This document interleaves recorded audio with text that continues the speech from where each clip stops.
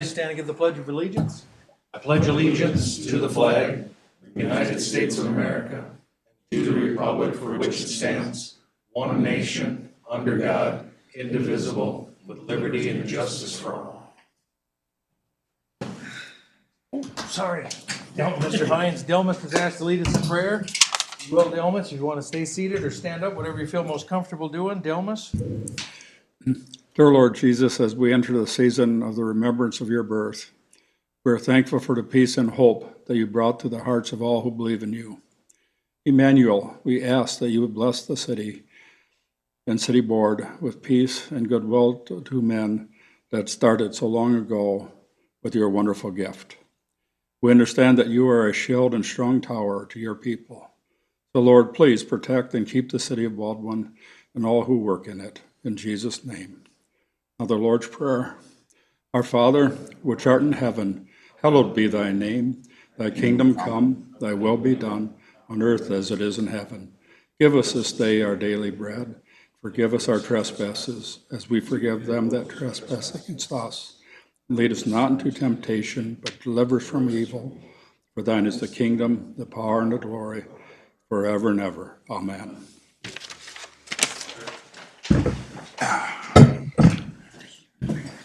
Yeah.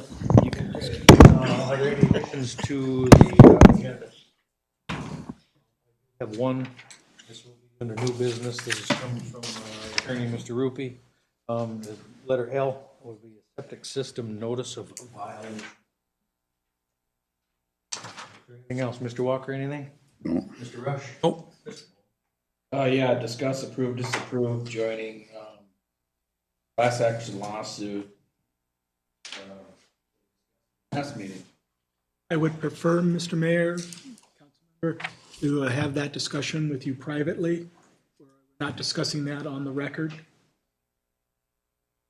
Okay, so how would we go about doing that? We either, at the end of the meeting, we would potentially go into closed session, or I could talk to you privately, or if you'd like to make it more formal, we would have to go into closed session because it's talking about potential litigation. That'd be under the attorney, closing the meeting pursuant to 13D.05, attorney-client privilege. Mr. Mayor, can we put this under any other business? I think that falls into the same category as what you're talking about, right? Any other business would still be in the realm of the meeting, correct? At the end of the meeting. Okay. But Well, after that point, basically. in order to do that, we would need to close the meeting during the business. Correct. Once all the other business is conducted, I would prefer to have that at the end of the meeting. We could close the meeting, everyone else would leave. We would take the video offline, and I would discuss the potential merits of bringing a lawsuit for the fire truck.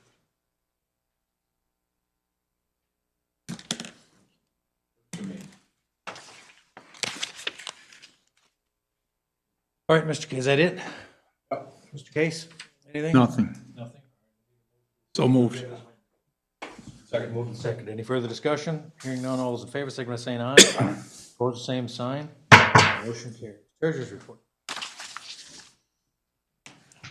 For the month of December 2025, we have a beginning balance of $410,182.89. Receipts of $792,054.81. Disbursements of $304,134.93, leaving an ending balance of $898,102.77. You guys also have the November cash balance, and this will change a little bit. The receipts does not have a bank interest in it. We're having, with Old National taking over Bremer Bank, we're having some trouble getting our statements. So the receipts will change for November 2025. And the disbursements will add $88 to the disbursements for bank charge.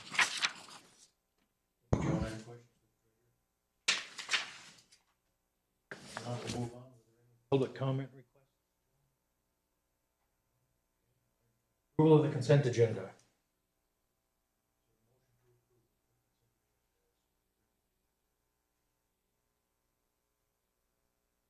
Mr. Mayor, I'll make a motion to approve the consent agenda. Second. I'll second. Motion and a second. Any further discussion? Congratulations to Captain Torberg and Nick Cole and Matt Sullivan. Further discussion? Hearing none. All those in favor, signify by saying aye. Aye. Opposed, the same sign. Motion carries. All righty, Sherburne County Administrator Bruce Messel, presentation, General County. Mr. Messel, welcome. Thank you, sir. First time in the city, so it's really fun to be here. Appreciate the time. I'll try to be very brief, which I know is rare for me, but I know you got a lot of business and I got to find a way over to Haven here tonight too. So just wanted to give a couple of updates on some items that may or may not be of interest to the city council on stuff that the county board's been chewing on. So first, it was timely a while back, but maybe still a little bit, is just to talk real briefly about North Star. North Star was the commuter rail that basically died this summer. But to be honest with you, it never performed. Even before COVID, it was running probably 2/3 to 75% of expectations, and COVID killed it. Partly they didn't bring the trains back, and partly people just changed their habits. Some people speculated it should have gone all the way to St. Cloud. That was before my time, but we knew that the numbers were anemic. So the state legislature allowed the Met Council to kill it, which they did.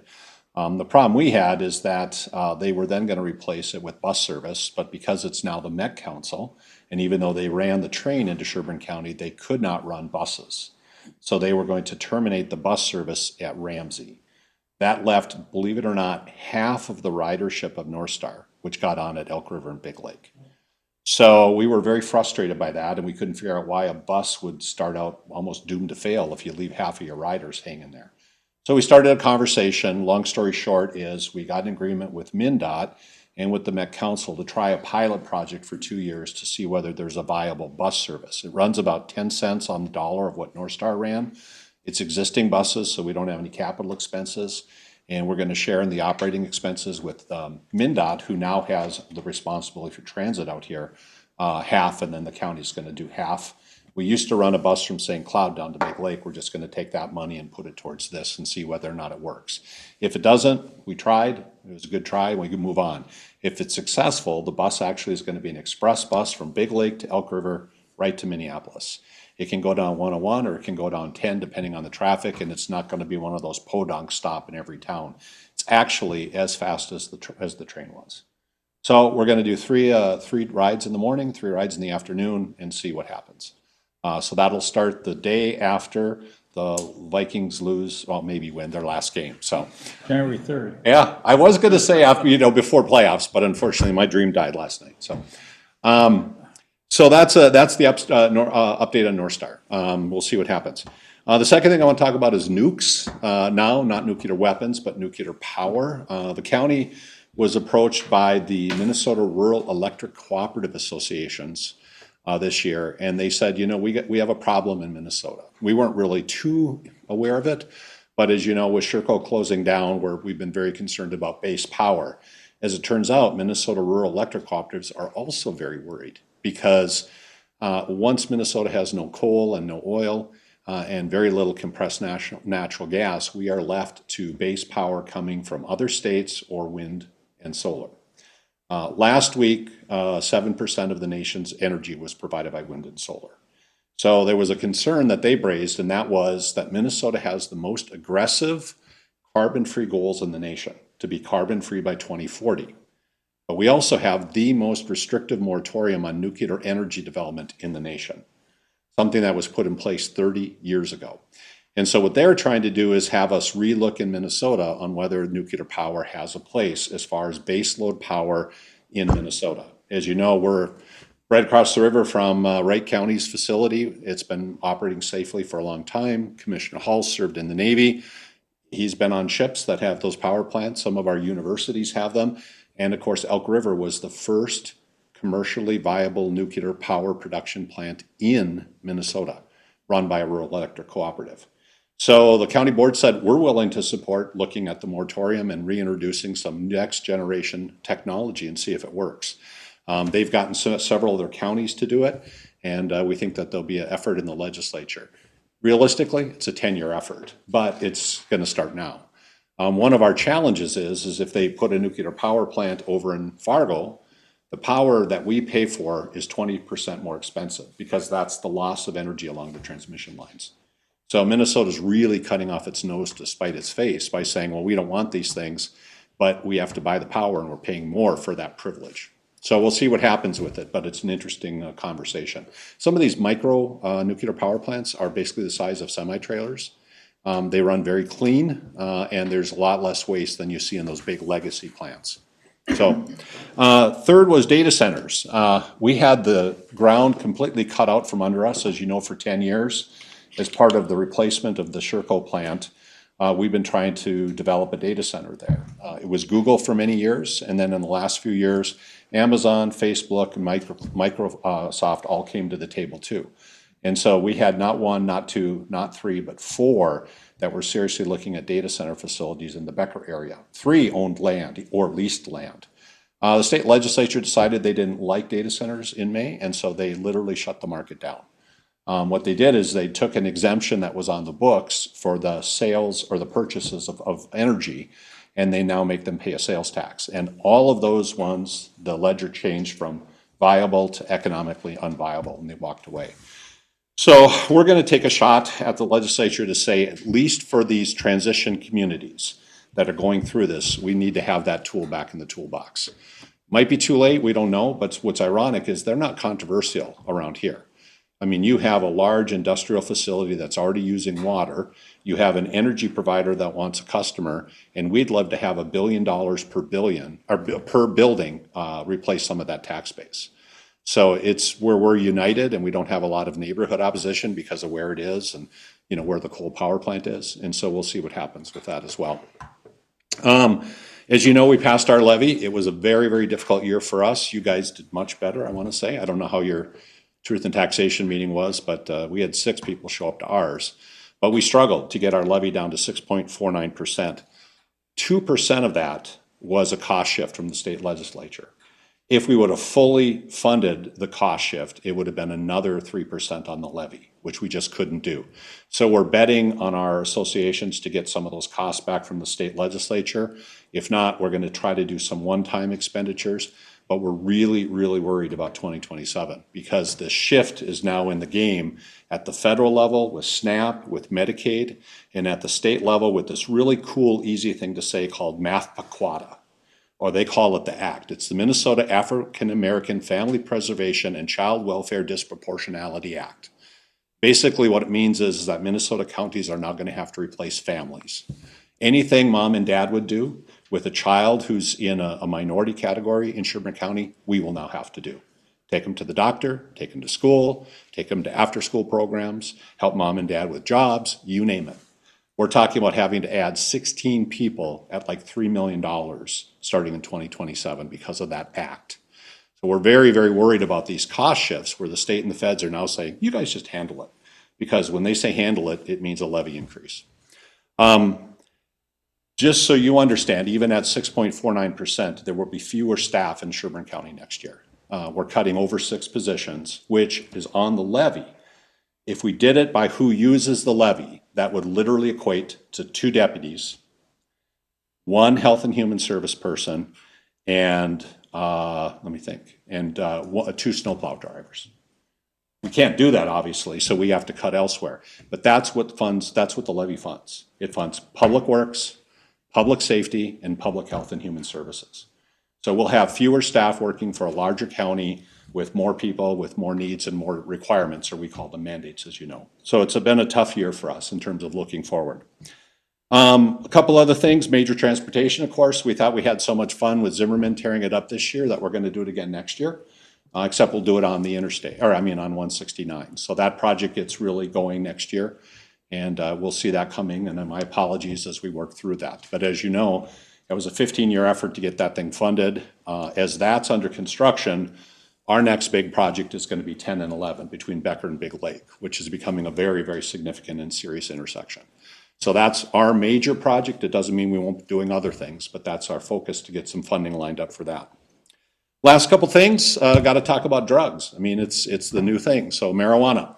3 years ago, marijuana was bad and we threw people in jail for it. Now I get to regulate the businesses. We had to develop an ordinance. You guys, of course, have talked about it as well.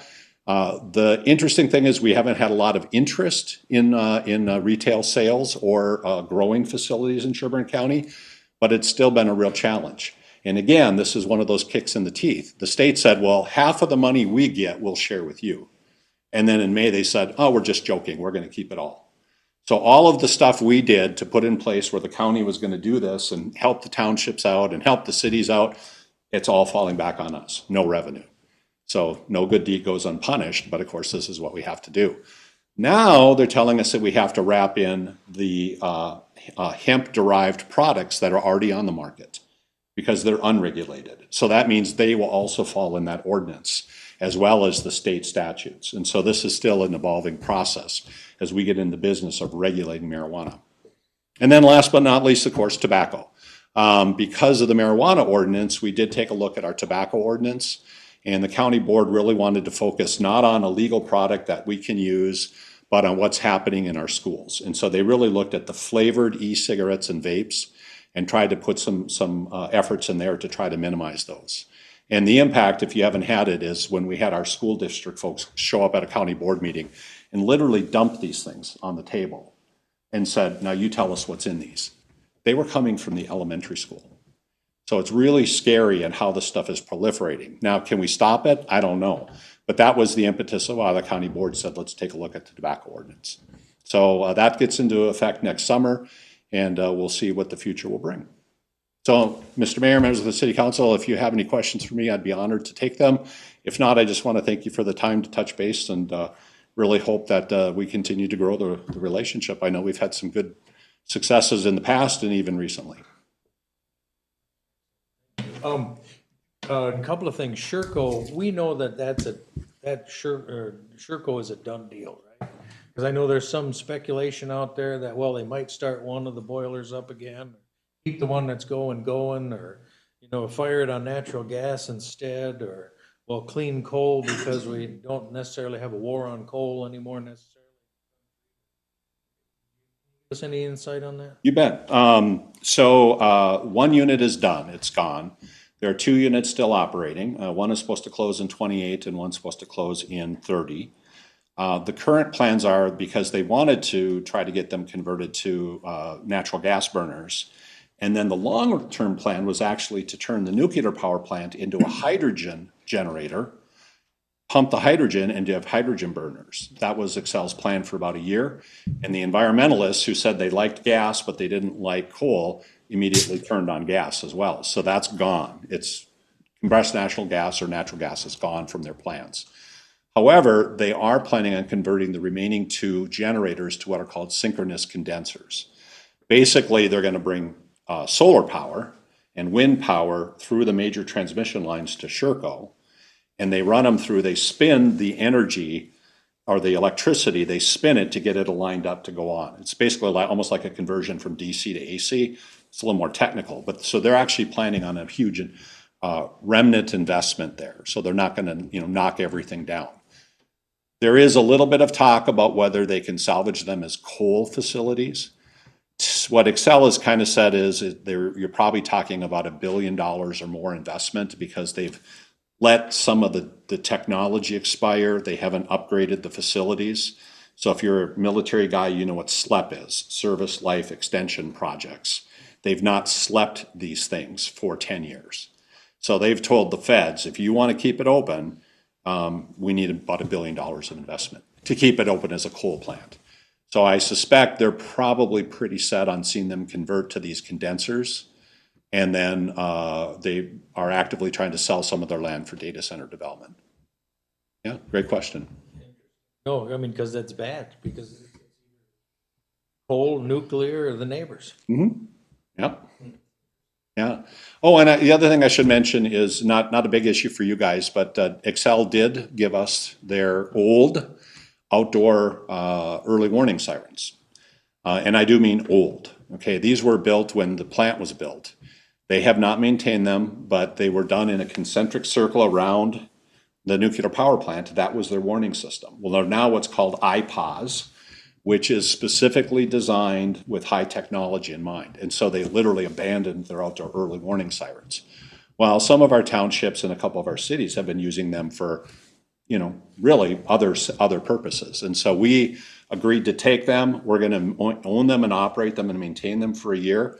And then those cities and townships that want them, we're going to divest in them in 27. So we now have them, and Excel is out of the business of early warning for nuclear power or nuclear warnings. And those were the ones that were around the Elk River plant. Correct.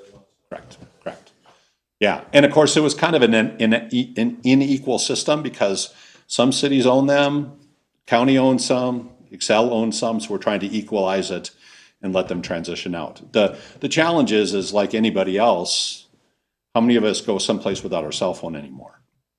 Even if you're in the garden, are you gonna hear the outdoor warning siren or are you gonna hear your phone go? And that's really what we're dealing with. In fact, I'll tell you, how bad is it? When we had that shooter come into the courthouse and shoot up the building, we found out that even our warning system in the building is no longer viable. So we had the speakers in the rooms, we had the phone systems where it's supposed to come over the intercom. We were really lucky it was a Saturday. But what we found out is this is what matters, the cell phone. So we're adopting a new system called Rave. It's dummy proof. So it means if I'm in Costco or if I'm in Coburn's and I'm shopping and I accidentally hit the button, it won't do it. It's geolocated. But if I'm in the government center and something happens, instead of waiting, dialing 911 and doing all that, it's on your main page. It's hold a button and it immediately sends a note to dispatch that something's going on. And then it gives me a couple of options: fire, medical, shooter. And they know where I'm in the building and they will respond immediately. So we're going to deploy that for all of our staff in all of our county facilities, and we're also making it available to the schools. So it's called Rave. It's going to replace Code Red. It's going to replace these old sirens, things like that. What a world we live in. It's a strange world, isn't it? Yep. Yes. Back to the bus. I want to say this. Mentioned that you're working with MnDOT on that, right? But anyways, and you had Met Council doing their training. I just want to say this for the record. Met Council, as far out as you can reach away. You heard what we did, right? No, you can. Met Council got a little gamey with us in the legislature a couple of years ago. They tried to make us pay for North Star when the other counties weren't going to have to do it. But they screwed up in the legislature. We didn't pay for 2 years. We just said, we're not going to pay. We're not going to be the only county in the state of Minnesota to put money into that bus system. Now, they have a half-cent sales tax in the metro to help pay for all their toys, but they weren't going to spend any money up here. So we said no. MnDOT's, we've got a good relationship with them. Rural transit's different. We're okay with the Met Council running the buses, but our agreement's with MnDOT. And of course, as you know, sometimes our partnership with MnDOT is, they're the big dog, we're the small dog. So we'll see how it goes. Yeah, thank you. Well, I appreciate your time very much. And feel always free to reach out. I hope our IT staff was helpful to you when you needed them, and whatever else you need. Wonderful. Good. All right, I'll pass it on. Thank you, guys. Thank you, sir. Good evening. Good one. All righty, planning items. Letter A, discuss, approve, disapprove SSTS administration.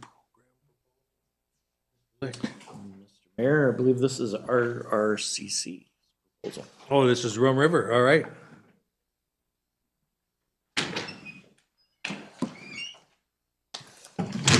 On the planning items. All right. Mr. Schrader, welcome.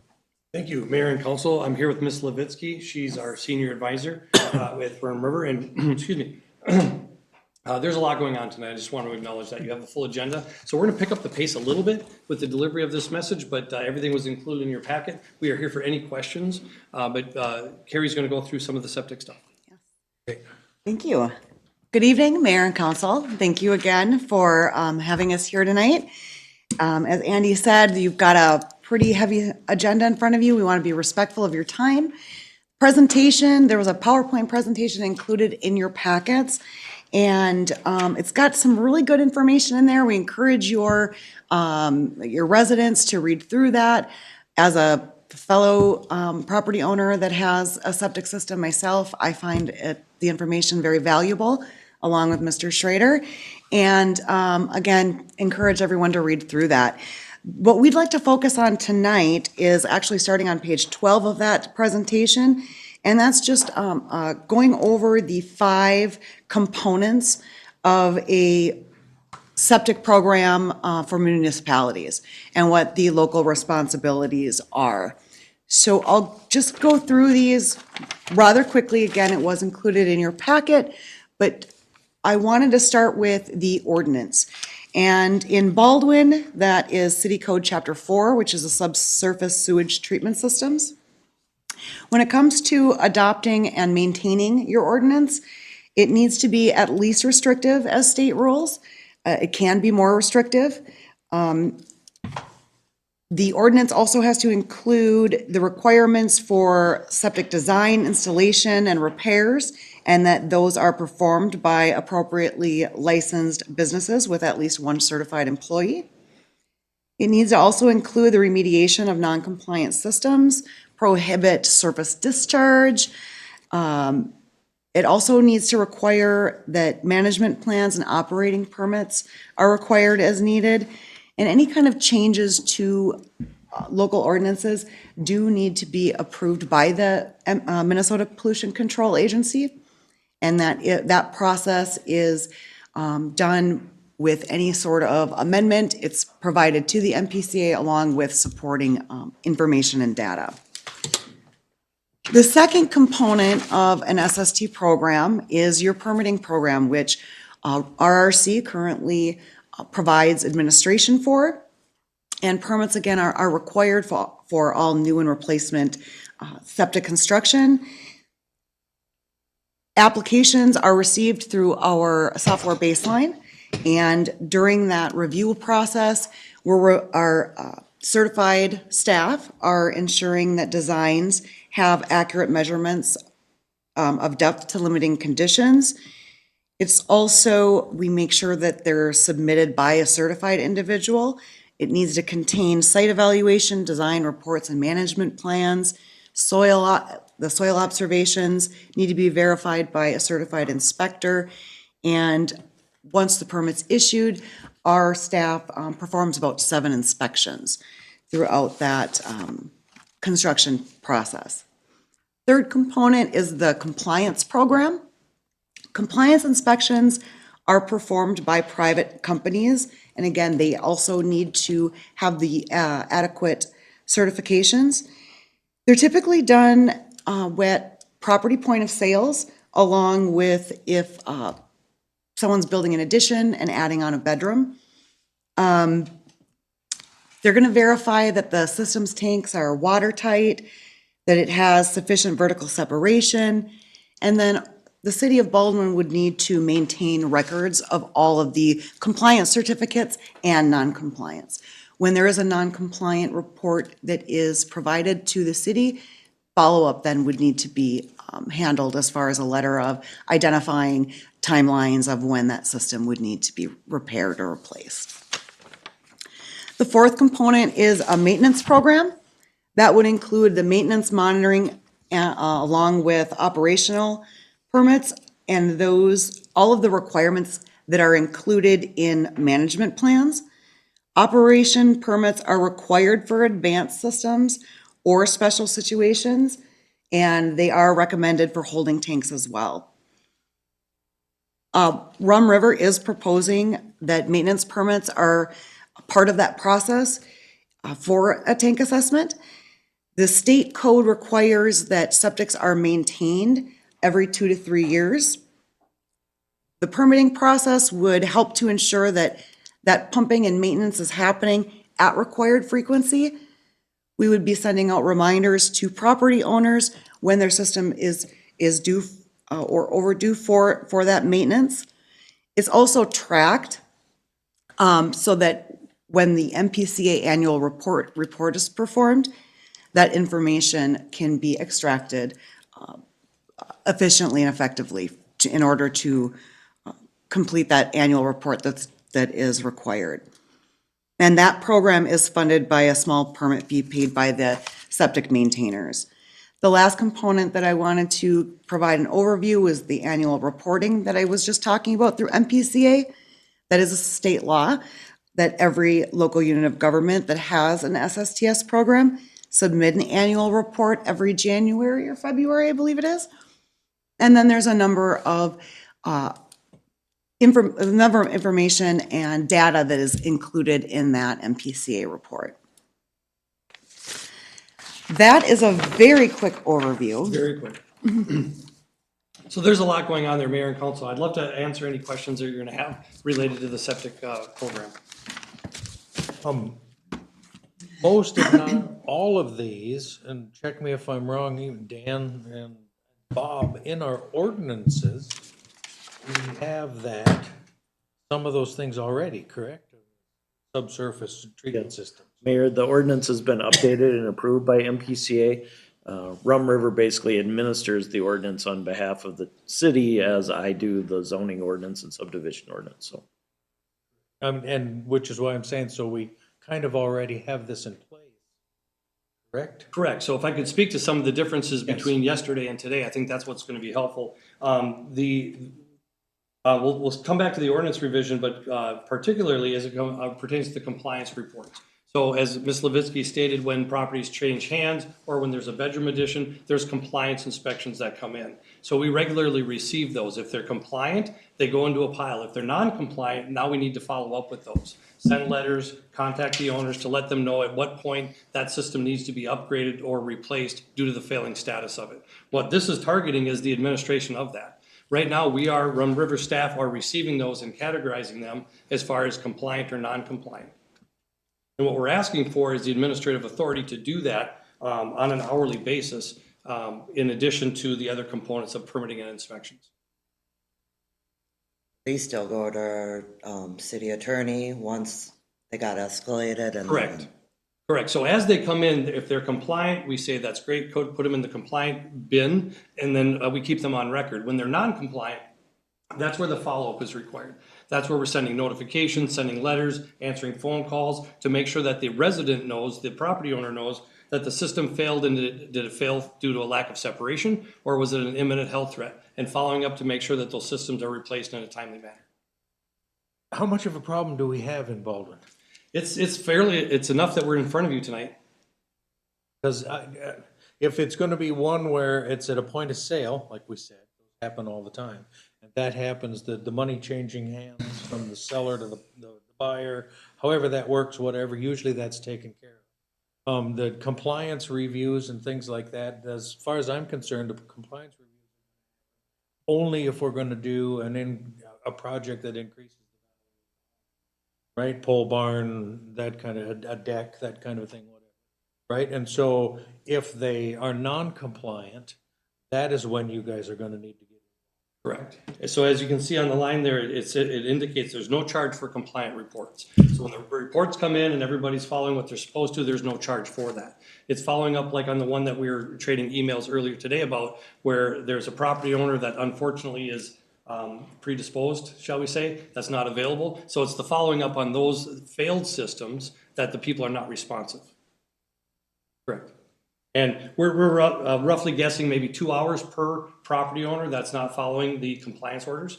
That's what we're estimating is maybe 2 hours per non-compliant. But I mean, so if somebody's gonna build a new home, a new facility, whatever, that's gonna come under the normal permitting process. We're not gonna have, quote, violations to deal with. I would hope so. That is correct. And so then at some point in time, Bob, I would assume that if this runs into a lot of dollars or any dollars, ultimately assess those fees, properties.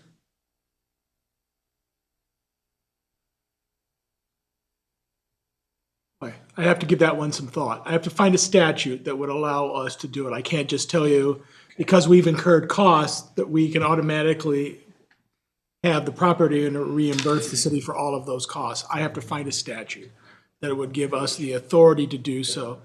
That one I would probably have to table to the next meeting that I'm at to tell you whether I can find some statute that allows you to do that. Well, let me just. I agree with Bob. It's just, it's, anytime that we are going to go and assess somebody, we have to have some sort of legal basis for doing so. And I have not researched that. I guess we haven't had enough of a problem with that. I guess what I would probably think of is try to do it as under some sort of a nuisance theory. Because usually you do have authority under nuisance for shifting costs for attorney's fees and planner cost and things like that. But I'd have to do some more research on that. Andy, how many are there roughly? Have you past year? I don't have the tabulation. How, can I, Mr. Mayor? How is this is a proposal that you're giving, how is it handled now? We're doing it at no cost. And so you're doing it right now at no cost, and right now you are asking the city to authorize reimbursement of some of those costs. That is correct. Figured it to be to a couple hours, if you will. Well, correct. We're estimating 2 hours, Mayor and Council, because after that, it's going to be in legal's lap, so to speak. So our compliance efforts and communication efforts with the property owners, we're estimating no more than 2 hours for phone calls, emails, letters of compliance and things of that nature. And if they don't follow after that, then they're going to end up in the hands of the attorney anyway. Right, which is why I turned to you right away, because We- those fees would be. Well, not necessarily. In a lawsuit, we always ask the court to award attorney's fees and costs. We do not always get those costs from a judge. We always ask for it. We always present why we believe we should be entitled to that, but I cannot guarantee to this council, you guys, and the residents in the audience, that we will be successful. There have been times when I've had a salvage yard, a junk property with acres of broken down old vehicles and trailers and snowmobiles and boats and stuff, and a judge refused to give us our attorney's fees. And so I cannot tell you that I will automatically get that for you. We will always attempt to get it. We will always work hard to try and get it, but I cannot guarantee it. Mr. Mayor, I got a question.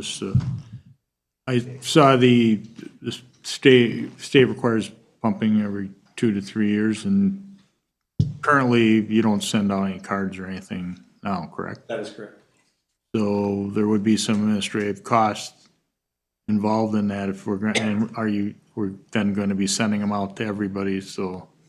So that's thank you for that point, and I'll take the first part of this, is so the maintenance and the operating permit. So that's one of those things, the operating permits, and I'll say Christ Our Light Church is a perfect example of that. They have a performance system. It has a lot of bells and whistles on that system that need to be maintained according to the design. So operating permits are required by the MPCA. Unfortunately, not every jurisdiction has an operating permit program in their septic ordinance. That's what we really want to make sure that we get that dialed in. There's a couple of performance systems that were installed this year, and that's one of them is Christ Our Light Church. So what we want to have is a responsible program that administers that has an operating permit program in place as required by the MPCA. Now that really goes hand in hand with some people have called them pumping permits, but they're really maintenance permits, because every 3 years, our systems have to be maintained. They have to be assessed every 3 years. In the old days, you used to say you had to pump the tank. Well, that's only partially true.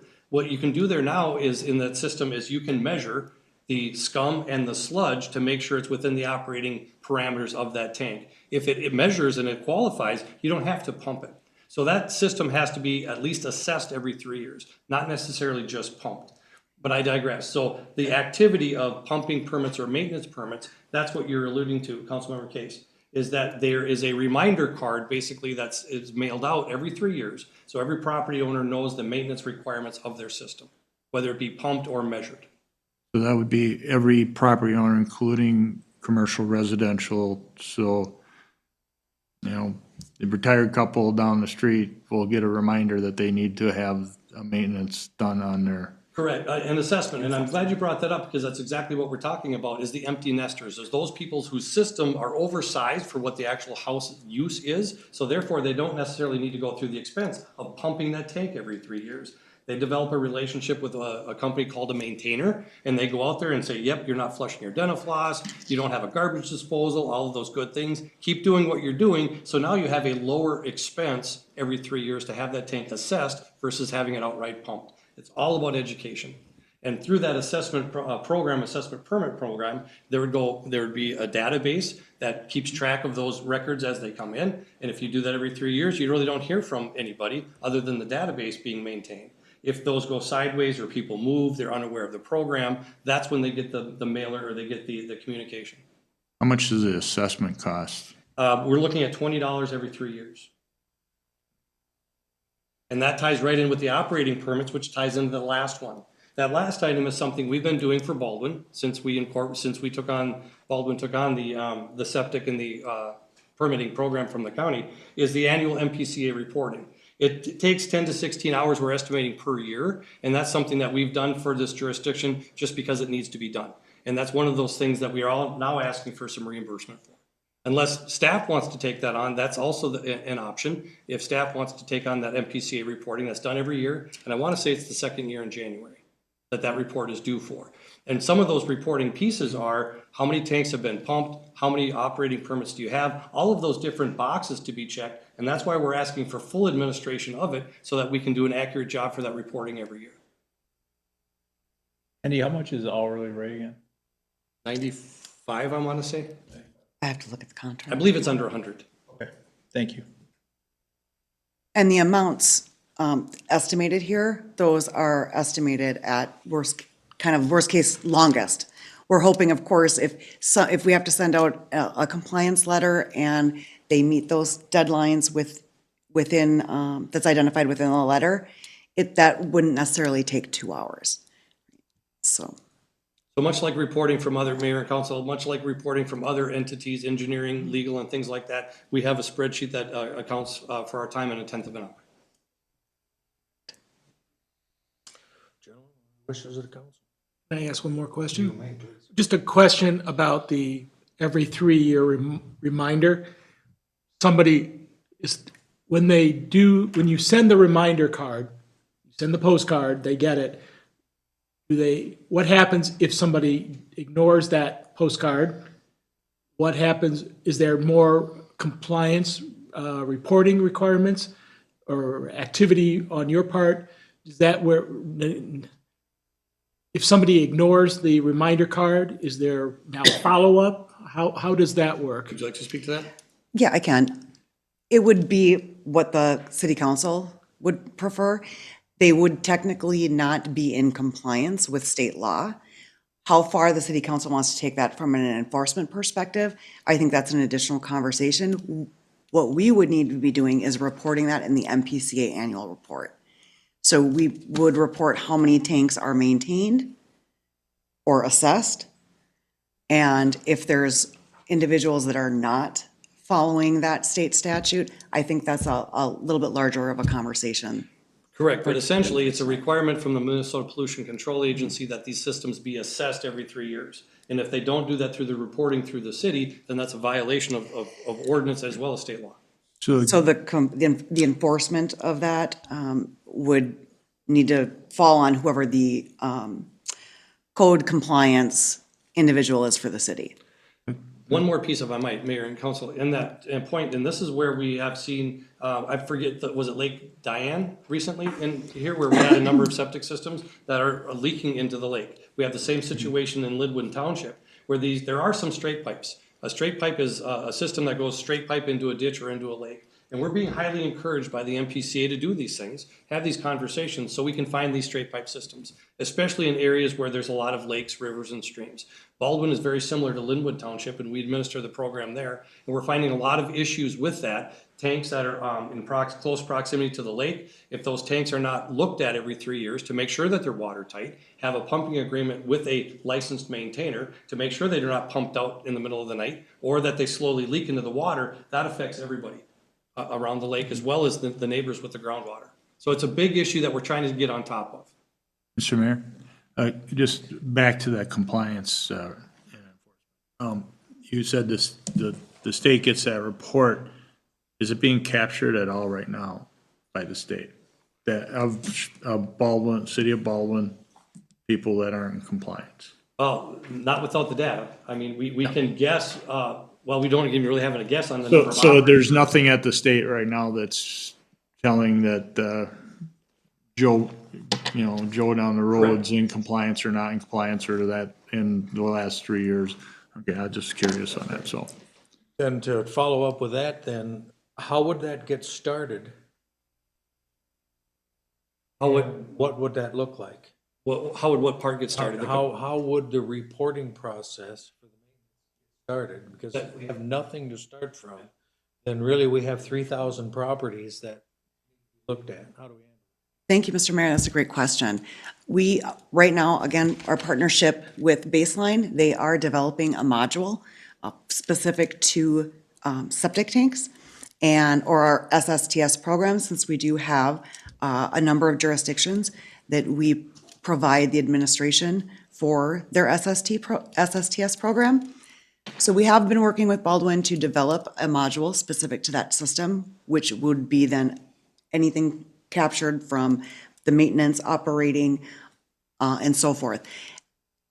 For now, we currently utilize in some of our jurisdiction a spreadsheet as far as tracking all the maintenance permits when they're issued and then when they come back to us, along with the information that's provided in that maintenance permit. And I think what you're asking is a stepping off point is a letter.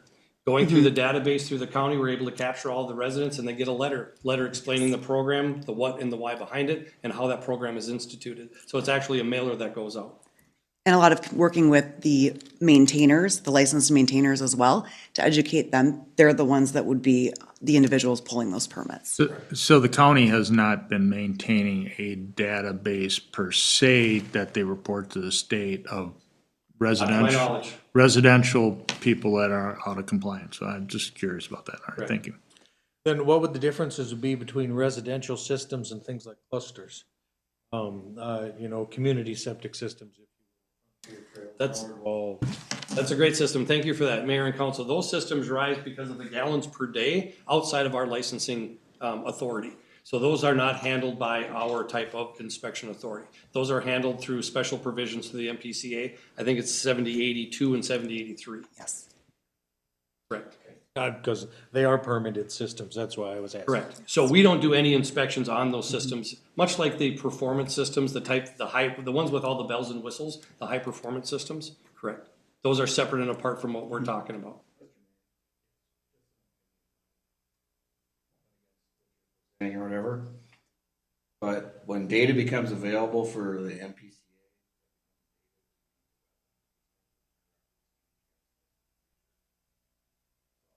I mean, kind of think it's a double-edged sword of throwing that information out. Trying to make improvements, like you said, finding straight pipe systems, which is everything, everybody would agree with that. But as far as, tracking and monitoring Baldwin over a historical period and then coming to conclusions, crafting rules from MPCA that just cripple a place like Baldwin. They think they need to do something. And they're using data that we've been handing over to them. If I might. That too. And then the other thing too, one thing I want to touch on too is if you were going to send notices out on the 3-year maintenance or whatever, I would suggest if you did go down that road that you stagger the properties out. Every property on one. That's a good point. And to your earlier point, if I might, is that the addresses are not shared with the MPCA. They don't say your systems are issues where the others are not. They're asking for a number. Well, and I'm just saying the total data set on the entire area and, red lights start blinking, all of a sudden, hey, now we're a special interest project of the MPCA. If I might step out a little bit further and just say that's a good thing.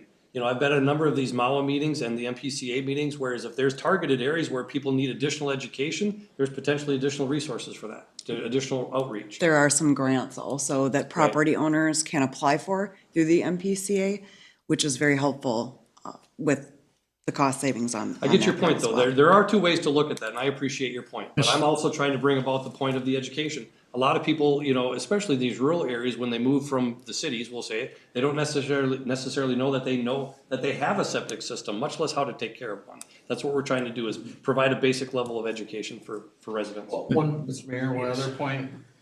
I see properties where it's pretty obvious that there's 6, 8 adults living in a 3-bedroom house. Maybe without additional children. Probably more than that. Thoughts about that kind of situation when you run into them?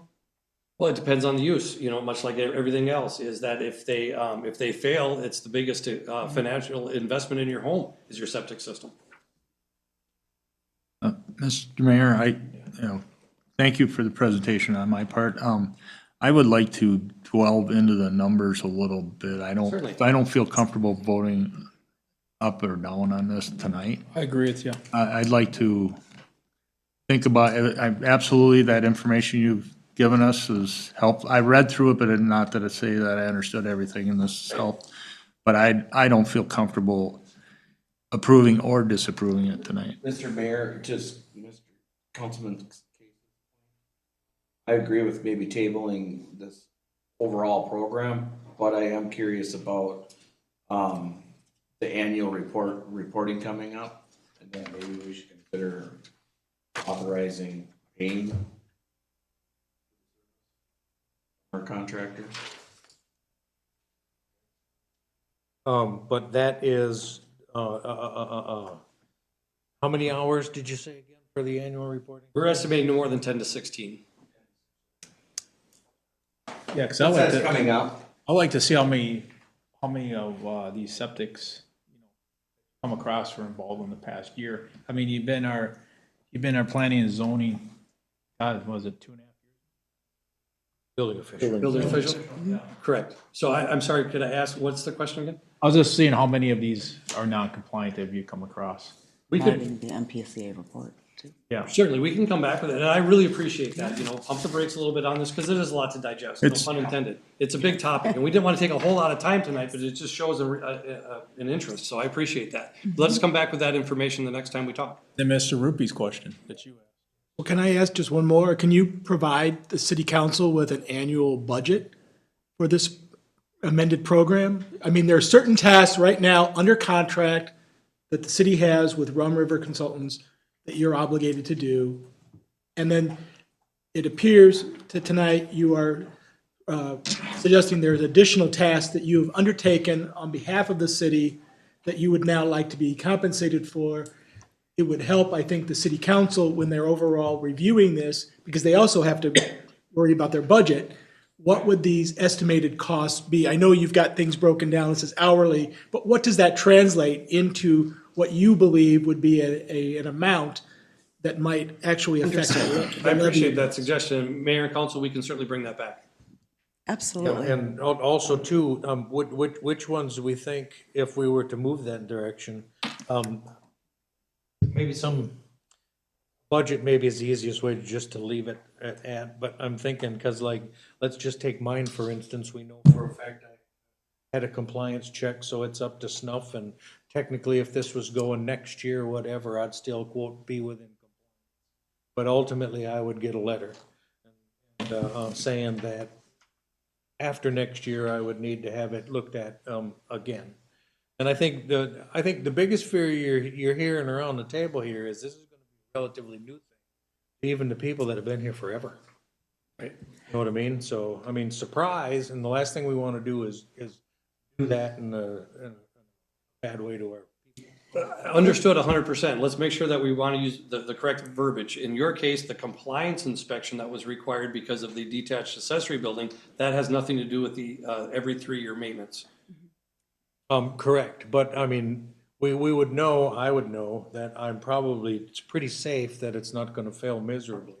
Because technically, I think the state's thing says 3 years, but the county at that time, whatever, said 10 years.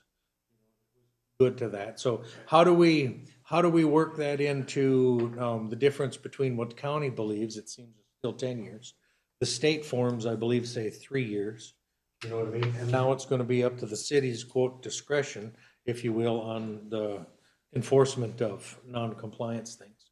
Our goal here is so you can all make a decision based on as much education as you have. And also just want to add in there, just because it's interesting, is I was with a septic installer not that long ago, and we're seeing a lot of gases built up in the tanks at the outlet where the gases are swirling, is degrading the concrete. So the baffles are being damaged at the outlet of the tank and they're actually falling off, allowing the tanks, the solids in the tank to get to the drain field. So there's a lot of meat and potatoes to this that I really want to talk more about because we're seeing some signs of tank failure that we could catch, if you will, at these 3 years assessments and preserve that drain field, which is the more expensive part of the system. Well, then, what do we think? Let's table this to the, Middle of January? yeah, the second meeting in January to continue discussions Thank you. on what this is, because this is gonna be a more all-encompassing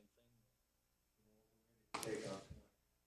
Yes. Appreciate And that. If I might too, Mr. Mayor and City Council, I again really appreciate Councilmember Case's bringing this up to, this is a lot to take in, septics in general. And I think that we've got an opportunity to even dial down that, to provide you an outline of that program. You've asked some great questions as far as where do you start and what happens next.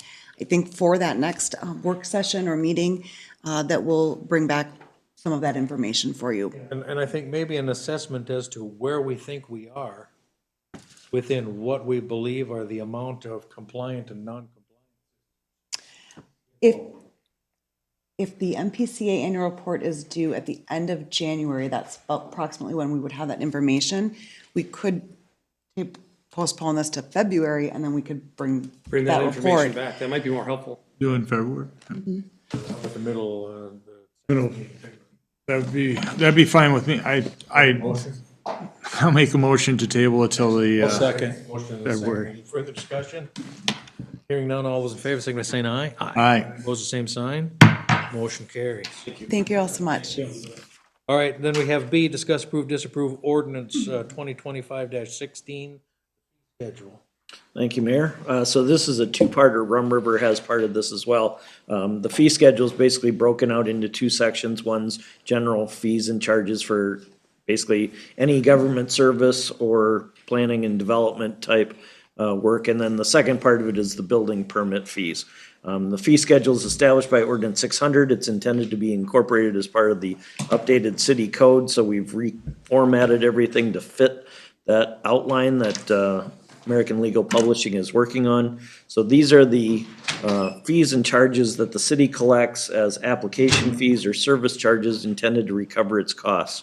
This is not meant to be a revenue enhancement program, simply basically assigning costs to those generating the need for service. Simply, the changes in Section A of the fee schedule include establishment of a fence permit fee corresponding to the fence ordinance that was adopted. There's only a fence permit required if it's in the buildable area of the yard, so if you're putting it more than 20 feet off the side property line, you don't need a permit for that. We're not too interested in what you're doing at that point, because if you're over 7 feet in the building permit anyway, so. The other thing is revising the second driveway permits to basically mirror the requirements for the first driveway, establishing a $200 fee, $800 escrow for engineering review. We've had a number of applications for vacation of drainage and utility easements. There isn't a fee and an escrow established specific to that item on the schedule, so we want to include that. All the other applications have come forward as part of other development requests, so the funds were in place for that, but sometimes you do end up with, for instance, if someone wants to put a pole barn on their property and there's a D&U easement in the way, the engineer finds that it can be vacated, then you can go through that process. The other thing that we are putting in place now is escrows for residential construction to ensure that the driveways are completed as required by the zoning ordinance and the right-of-way ordinance, and also installation of landscaping. The cost estimates for the driveways is based on recommendation from the city engineer. Basically, the date difference there is the driveways after April 3rd need to extend further into the property. The driveways before is only the portion of the driveway within the right-of-way and would include the culvert and all grading related to that. With that, you do have the Section A attached as well. Rum River provided detailed information regarding their changes to the building schedule, and so once they get a chance to go through that for your summary, city staff does recommend approval of ordinance 2025-16 as presented and publication in summary form. Any questions for Dan?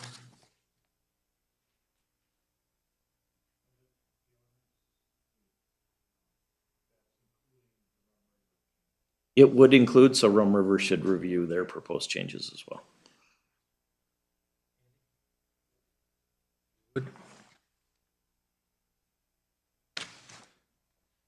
Here's to begin on, Yes. Thank you again. And thank you. sorry. Yes. And thank you also, Dan and Joan, for the feedback and walk assistance as far as getting through this. We've done a major overhaul, and the majority of it is formatting. So we're going to start, Joan, I think if you go to the red line copy, that's for reference only. And I appreciate Mayor Swanson, that suggestion. I think that hopefully this was helpful for everyone to see exactly what changes were being made. Nope. It says page 1 here, but it would have been the first part right after, I believe, the letter, the December 2nd letter, I get the which is microphone right and after the mouse. Mr. Lick's staff report.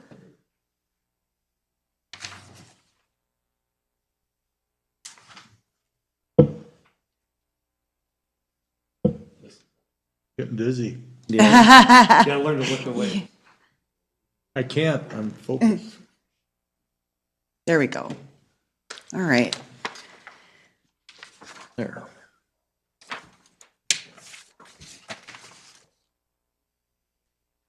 Now I can't read it. Keep your mind. A little bigger, there you go. There we go. So it looks like that's 41, right around page 41 of your packet. This is for reference, and we felt that this captures all of the changes. As you could see from what was included in the packet, as much of it was reformatting, but there is some adjustments that we felt is important to note.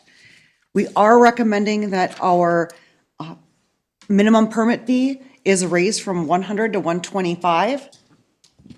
That is in the fee multiplier table under number 1. Number 2 is a big change. The majority of this change came from the 2025 legislative session.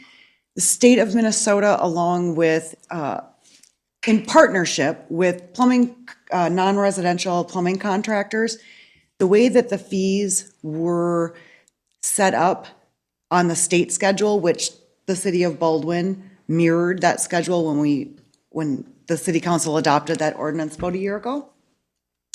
And plumbers said this is trying to figure out the number of units was difficult. Not always, it wasn't always the same individual within the company that would apply for the permit is the one that bid the project. So counting all of those plumbing units was labor intensive. And so a lot of conversation was centered around, can we get this to where it's more in alignment with the way building permits are figured out, mechanical, fire, which is off of valuation. So this is again mirroring the state's table, which is what the city had done in the past when that original ordinance was approved approximately a year ago. If I might just double click on that for a moment, previous to this change at the legislature, the plumbing plan review was based on the number of fixture units, and the plumbing permit was based on the number of fixtures. So what plumbers were doing when they would apply, and we would do as inspectors, is we'd go through, count the fixtures, and then the correlating fixture units, which has to do with the size of the waste, drain, waste, and vent. Very cumbersome, very complicated, and it was a long time, this was a long time in coming. So the state, after listening to plumbing contractors as well as building inspectors, quite frankly, went through and they revamped it, so now the fees are based on value and not fixtures and fixture units. It was a change in the way they were calculated. That value of the entire permit or the project, or value of only the plumbing portion of it? Only the plumbing portion, because that's what the permit is aimed for. It does not include the electrical or the building. It's targeted for just the plumbing. Great question. Thank you. So that is the majority of number 2, is that non-residential plumbing. On number 3 is the plumbing permit fees for structures regulated under the Minnesota Residential Code. The biggest change in that is a cost savings to property owners where owner occupied, non-rental, and the owner is performing the work on basement finishes. We are proposing that that permit is now included with the building permit. Again, provided that those inspections are able to be performed together. It's $125 savings for the property owner. For the only other change on that is we combined when property owners are doing, for instance, when I did my water heater, I also did my water softener at the same time. So again, providing that cost savings where you're pulling those two permits at the same time, inspections are being done. So instead of $125 each, it would be $185 for both. That is the change. And please interrupt, stop me at any time in any of these sections if you have any questions. We're happy to go through those. Clear as mud. I'm sorry? It's clear as mud. Well, and after going through these and trying to coordinate services, we're just trying to save, I know, Right. it's Okay. good. I got it. Thank Yeah, you. it's just a lot of stuff. Oh, It is a lot of stuff, absolutely. much like the septic, and that's why we want to be real detailed in these handouts, so you can take it home and enjoy it. Under number 4, that mechanical fees, those are the same changes that we are proposing under the plumbing, which is if it's owner occupied, non-rental, and the owner's performing the work, for a basement finish, that would be included with the building permit at a cost savings of $125. And also, same thing with when you're doing the furnace, air conditioner, installing all those at the same time. In the current fee schedule, it only listed furnace and air conditioners, but some people redo their furnace and their fireplace at the same time. So we wanted to make sure that both of those are listed out, encompassing all of the different appliances that require a permit. And if I might on that, we're seeing a number of rebate programs coming through from utility providers, and that's why they're encouraging homeowners to do more than one aging appliance at a time. Seeing that activity, we wanted to make sure that we roll those savings together. Number 5 is the fire protection system permits or fire construction permits. That is a new table, and again, that is the same table as the plumbing permit and plan review. Number 6, for plan review fees, there was a lot of language adjustments in there. The only actual fee change would be the minimum where a plan review fee is performed and charged for residential. We're proposing the minimum fee for that plan review is increased to $81.25 instead of $50. Where that derives from is under state statute, it's 65% of the permit fee. So if the minimum permit fee is $125, the minimum plan review fee, that 65% of $125 is $81.25. And for commercial, we are proposing $150. I will note those two fees, because the fee schedule is so detailed, that's only going to affect the miscellaneous type permits, which are few and far between. So where we're charging a minimum fee on those plan reviews, it's not common. The rest of the language in number 6, again, are just language changes when review of plans occur, along with abandoned permit applications as well, and that is modeled after the state law. The state law discusses abandoned permit applications. It's up to the city to incorporate what that would look like for fees. Number 7, which is industrialized, modular, or prefabricated buildings, plan review and inspection fees. This also is a brand-new statute that was just approved during this legislative session. So the city needs to incorporate or adopt fees for that specific type of work. So that would be brand new, and we've mirrored the state on those fees. Number 8, for project construction, just did a little bit of tweaking with the language. Instead of stating that the designated building official has the authority and responsibility, we're pointing directly to Minnesota rules. Number 9, other fees, other permits and fees. The main adjustments were putting them in alphabetical order, so it's easier for permit applicants to find what type of project they're applying for and then the corresponding fee. The other thing that we have done is put the language in for maximum fees for accessory structures, decks, and basement finishes. Again, that does,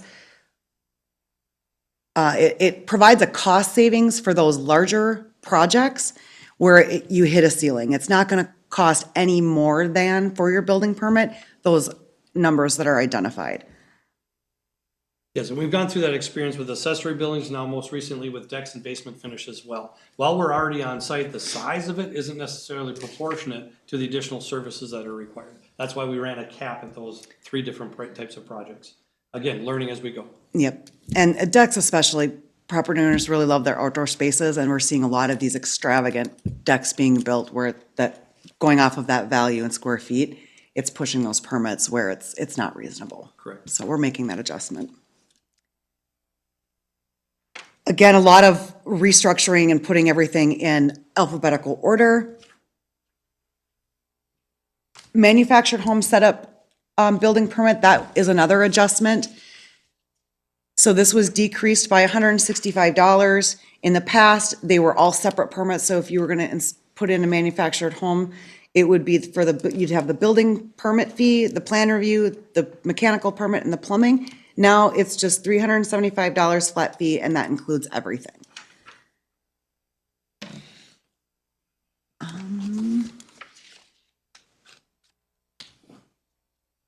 Again, the rest of it is all language changes. There is one other fee that we tweaked a little bit is on the moved-in structure permits.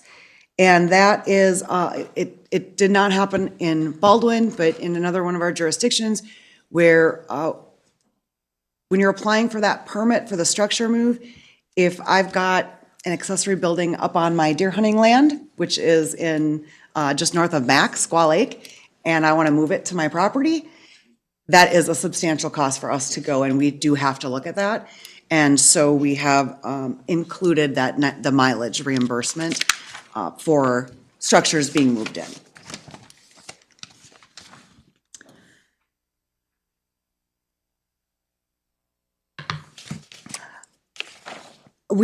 A new fee is, or fee identification, I should say, is or adjustment is the reissuance of a renewal permit. In the past, we had just the language of refer to the fee multiplier.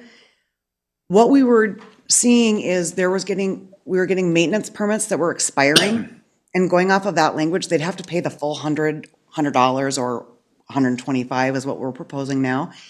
And again, we want to make sure that fees are commensurate with the service provided, and we would decrease that because we don't need to charge the same amount again. Technology fee is a new fee that is within the fee schedule. That would be $10 per permit. I'd like to double click on that for a moment if I could. So the permitting software that we've been utilizing here is called Baseline. I think we've explained that in depth as far as what that looks like. It's the online software for applying for the permit, paying the fees, scheduling the inspections. That's what Baseline is. And to date, Rum River has paid for that as the part of our service with our jurisdictions. That software was built in-house by the user for the user. So we've been absorbing those fees because we wanted to make sure that it worked for everyone, which it is. And so now we're at the point now with the technology fee as far as paying for the processing and the storage of that data. And Adam is here from Baseline tonight as well, and he can elaborate on that a little bit more. The market rate for software for the city, a city the size of Baldwin, is just over $14,000. And what we wanted to do is make sure that Baldwin realizes that's part of the service that Rum River offers. That those fees are absorbed or included with our services. But going forward, what we're asking for is a technology fee, which is again going to help with the processing and storage of that data. It's also going to help us connect with Laserfiche when that gets plugged in. And there's no cost to the city. That's a user-based fee.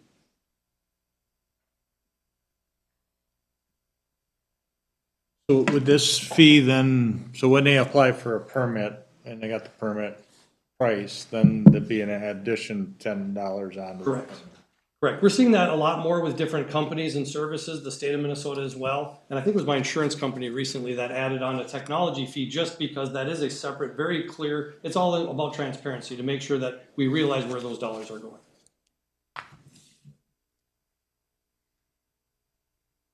Moving down the page on 7, wanting to just note a couple other changes for demolition. When it comes to commercial and residential, we decreased the commercial to 300 at a flat rate.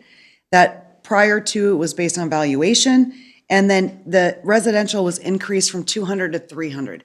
The reasoning behind that is trying to balance those two permits out. We looked at all of the demo permits that we've been issuing in multiple jurisdictions and recognized that we didn't have the right number as far as to be commensurate with the service provided for residential, and the commercial was too high. So we needed to balance those out, and that 300 for both is where we landed at. So there's no really, a lot of similarities between a residential and a commercial demolition as far as our requirements and the requirements of the state code as far as permitting and inspections. They're really no different, so we wanted to make sure that those fees were the same. Commercial demolition permits were overpriced. A question, in regards to, a house that's being taken down, they would provide it for fire department use as a practice burn. Do they get with a fee for that? They do, that is a permit, the removal of a structure is a demolition by state code, correct? Okay. Is there any way to waive that to encourage people if they're gonna demo to provide city them for fire? Do that. Certainly, if that's something that the Fire the department council purposes. wishes, I certainly think we could talk about that, certainly. Just a thought process that. In order to encourage that sort of activity to help. Right, if trade. they save $300 by letting the fire department do a practice burn on it. You know, it's hard for the firefighters to get actual structures to burn, do, because there's plenty of permits that you have to go through already. I think that would be justified, yes. I think there would be much more to it than just $300 fee, but Absolutely, I'm just like trying to. readying a house to burn isn't back up a little, whereas when the gas There's, goes fire department does all that stuff, I'm just trying to, up, mitigation and everything else that has to happen. the fire department does all that, I'm just looking. Yeah, trying to I get don't more disagree with the houses. sentiment at all. Yeah. It's important just to note on that, Councilmember Case, Mayor Swanson, and the rest of the city council, that we would need to look through our contract. The city has the ability to waive those permit fees, but contractually, we would normally then still bill the city for that. So I think that's something that we can work on down the road as far as how that arrangement would Yes, be. I think there's enough discretion in our contract and things like that, we can certainly, comply with that, yes. No, I was just going to mention there, when you talk about a practice burn, there is quite a bit of paperwork.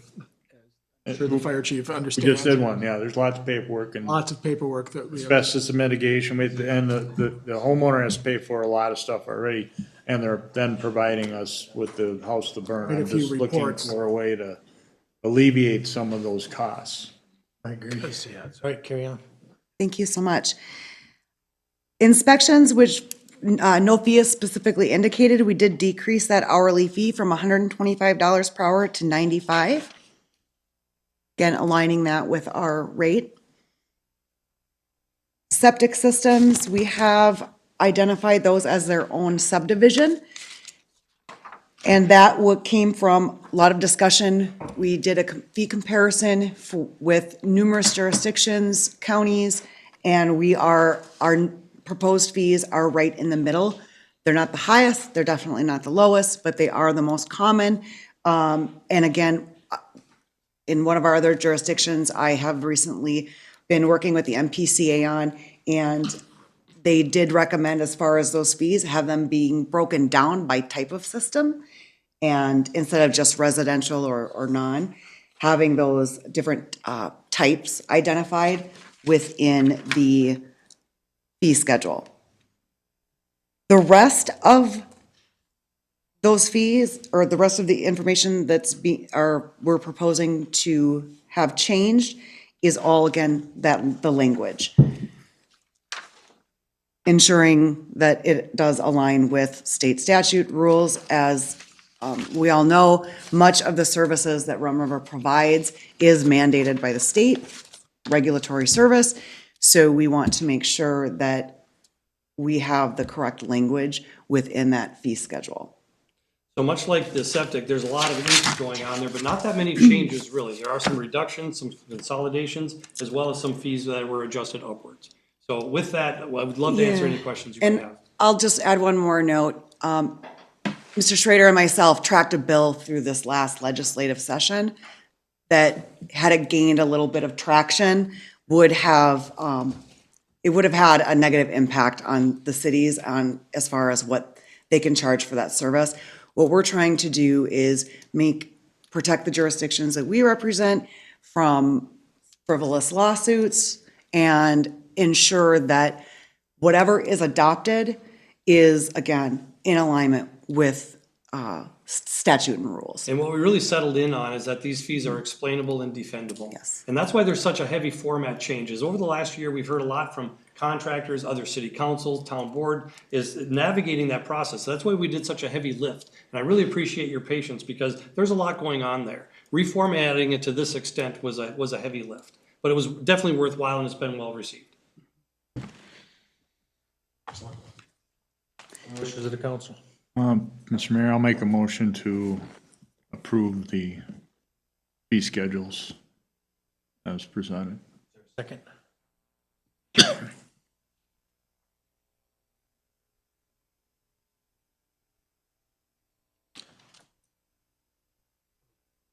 There's a lot here. Not gonna lie. I can see, Dan's, but, the other one I'm like to look at him. Just me, of somebody else.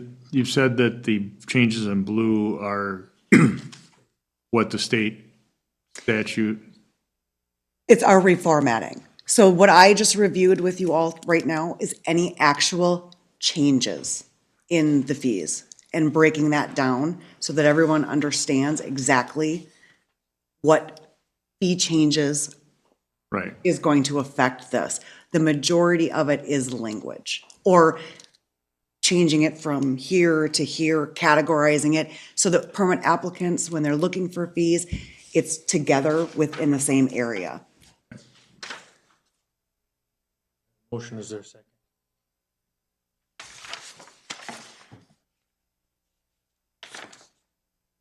Now, I would like to look at the information. I think we do have the ability to, hold back the Rum River fee schedule portion of this, only because there's so much. Understood, In understood. order to have a discussion. I don't know that we'd necessarily have that discussion at this meeting, because literally, we've given you guys 45 minutes already. You know, what we're doing here, and we got a big agenda as well. But I think if we have some thoughts about this, I think we could table this. Again, I would say like to the second meeting in January, I'll withdraw my motion. or change it to a table. Are we talking both fee schedules or No, just the Rum River one? Just the Rum River portion of, with all these changes. We should make, It's kind of late in the game. We've already budgeted for what we're doing. That's going to be on here to approve that, whatever. So we're going to have to take a look and see. I think for the most part, I think you guys have decreased a lot of the things here, whatever. The only one that I would have a problem with would be the technology. You know what I mean? But let's live with that for a minute and think about that. So, so should we approve the first part of fee schedule sans the Rum River correct. changes? That's where I was going. I'll make a motion to do that then. And only the fee, the non-Rum River portion of the fee schedule. Second. I'll second it. Motion is second. Any further discussion? Hearing none, all those in favor, signify by saying aye. Aye. Opposed, the same sign. Motion carries. Now, would you like to Mr. table? Mayor, this? I'll make a motion to table the Rum River portion of the fee schedule until the second meeting in January. Second. Second that. Motion and a second. Any further discussion? Hearing none, all those in favor, signify by saying Thank aye. you, thank you all. Opposed, the same sign. Motion carries. Thank you, Mayor. Thank you, you guys. Yep, absolutely. Mr. Mayor, if I may, there's a gentleman out there for Ridgewood Bay. Can we get him moved up out of here? For the, I don't think that would take too long. I thought that was in the consent agenda. I'm sorry. I Nope. figured that. I figured you were just. That's way down new business. Yeah. Yes, we can. Which one is it? Sorry. guys. Is that D, Scott? It's both D and E. Any, all right. Let's move to D under new business. Yes. we Thank you. can. Absolutely. Discuss, approve, disapprove special parking permit for Ridgewood Bay Ice Fishing Contest on February 1st. Mr. Case. I'll let the gentleman from the Santiago Lions. If you would, please step up to the podium, state your name and address for us, please. My name is Paul Hans, H-A-N-S, address 4777 109th Avenue, Clear Lake, Minnesota. And I'm here on behalf of the upcoming 21st Annual Ridgewood Bay Ice Fishing Tournament, looking to get a exemption for the winter parking rules, and also looking to see if the Baldwin Fire Department would provide on-site EMS services for the time frame of the tournament, which is 10 to 2 on that Saturday. I think the only thing we've ever done in the past was ask that was parking on one side of the road only, just to make sure that emergency services. Correct, Mr. Case? Yes, just on one side. So the parking permit, I don't know if we had to have anything necessarily written other than an understanding. That's what we would be looking for is one. Yeah, that's one side of that road going in and out of Ridgewood Bay there. That's what they've done in the past, and Just to make sure we have a room for emergency vehicles to get in there. and there's a lot of vehicles that go through there, so. All right, what are the wishes of the council for letter C? I'll make a, or letter D, I'll make a motion to approve the special. All right, is there a second? Oh, I'll second. Motion and second. Any further discussion? Hearing none, all those in favor, signify by saying aye. Aye. Opposed, the same sign. Motion carries. Letter E, discuss, approve, disapprove fire department volunteering at Ridgewood Bay ice fishing contest. Case. We've done it in the past, hasn't been any real issue. I voiced my concern to Mr. Hans about the owner of Ridgewood Bay and what he put out about city council last year and requested a apology. The fire department absolutely will help, but there have concerns, considering what was put out about the city council and having my firefighters in an environment with a person that doesn't particularly care for us. Thank you. Thank you for doing that, because I expressed the same concern. Consideration. What are wishes of the council? I'll make a motion to approve fire department volunteer. Oh, I'll second that. Second, any further discussion? Hearing none, all those in favor, signify by saying aye. Aye. Opposed, the same sign. I Motion will- carries. I'm going to abstain on that. Righty. Mayor, council, thank you very much. Thank you. Okay, letter A, under engineering. Discuss, approve, disapprove 278th culvert grading project. Sam?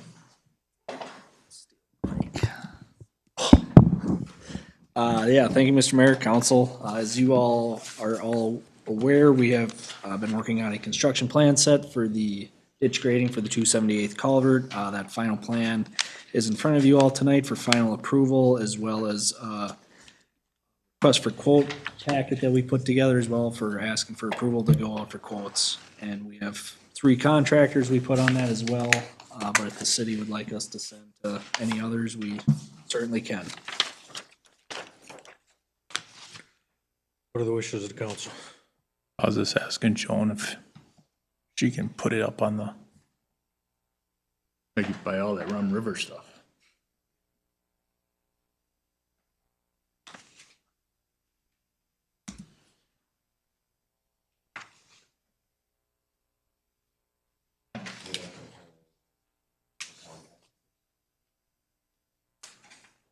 Yeah, this West Branch, TW Hall and the Uphoyt.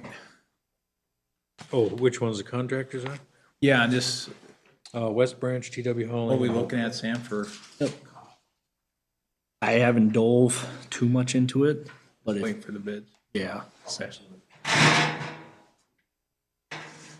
This will be, if we approve, we'll do it like, probably in spring then, I'm guessing, or, So we actually have work to be completed by March 31st, actually. oh, March 31st. Doing this work with somewhat frozen conditions would help a lot. so. Okay. They'll be able to dig in. The hope is, obviously, that's why we kind of did a little later in March. The first 2 feet of frost is gone in March? Is that- And again, we're only, I mean, about maybe a foot, a little over is the deepest we gotta go, so. And if things are frozen up a little bit, it'll make the excavation a lot less sloppy, I guess you could say, so. What are the wishes of the council? I'll make a motion to approve. Is there a second? I'll second. Moving second. Any further discussion? Hearing none, all those in favor, signify by saying aye. Aye. Opposed, same sign. Motion carries. Letter B, discuss, approve, disapprove final payment to Knife River, 305th Avenue. Yes, thank you, Mr. Mayor, Council. So 2-3 weeks ago, I was reached out to by Knife River to have final payment for the 305th Avenue that was constructed back in 2024. So in order to get final payment and close out that job, we had to have several documents sent to us, which the list of those documents are on the memo I provided. Those have all been received, reviewed by myself and Shane, and record, everything seems to check out. So all that is left for closing this project out is council approving a final payment to Knife River of $34,410.07, and this is essentially just paying down the 5% retainage that was left from last pay estimate back in '24. Mayor, I'll make a motion to approve. Second? Oh, I'll second that. Motion and second. Any further discussion? Hearing none, all those in favor, signify by saying aye. Aye. Opposed, same sign. Motion carries. Discuss, approve, disapprove MnDOT Master Partnership Agreement Contract and Resolution 2542. Yes, so thank you, Mr. Mayor, Council. So this is a partnership that most state aid cities in the state of Minnesota go or have with MnDOT. This is coming to you guys now because we are requesting MnDOT testing services for the 100th and 297th project. More specifically, we are requesting they perform bituminous plant inspections, which is a test you have to have when performing a state aid job. So this form is coming to you now because we haven't had any work through MnDOT yet. So in order for us to even have a working relationship with them, we have to have this contract signed and the resolution passed. Use MnDOT for certain services. The contract goes more into kind of the last 4 or 5 pages, show all the services you can use through them, but primarily what the city will be using is plant inspections for our state aid jobs. Basically MSA driven, Yeah, lack of a better term. yeah, so a very important thing for state aid construction, you have to do bituminous plant inspections before you pave. Require that for any state aid route that you are using MSA funding for. Everyone just uses MnDOT for this testing because they have people at these plants every single day. By far, put it bluntly, cheaper than most any other testing firm for this specific testing. In order for us to even be able to do that, we have to have this agreement. I think isn't that when they test it, when it's going, Correct, after it's yep. coming out of the plant? Yep, Yeah. yep, they have someone at the plant performing their inspection. Any city that's using state aid funds more than likely has this agreement, if not exact, but very similar with. Yes, this agreement is pretty standard.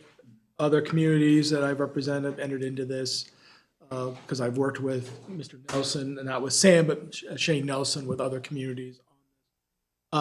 Again, some stuff that I'm not particularly pleased with, but I also understand that MnDOT will not change this agreement, and given the cost savings and the very limited scope of what we'd be asking them to do, this is a master agreement, and then when you, basically what this is the agreement that governs, but then you would negotiate a specific work item under a work order.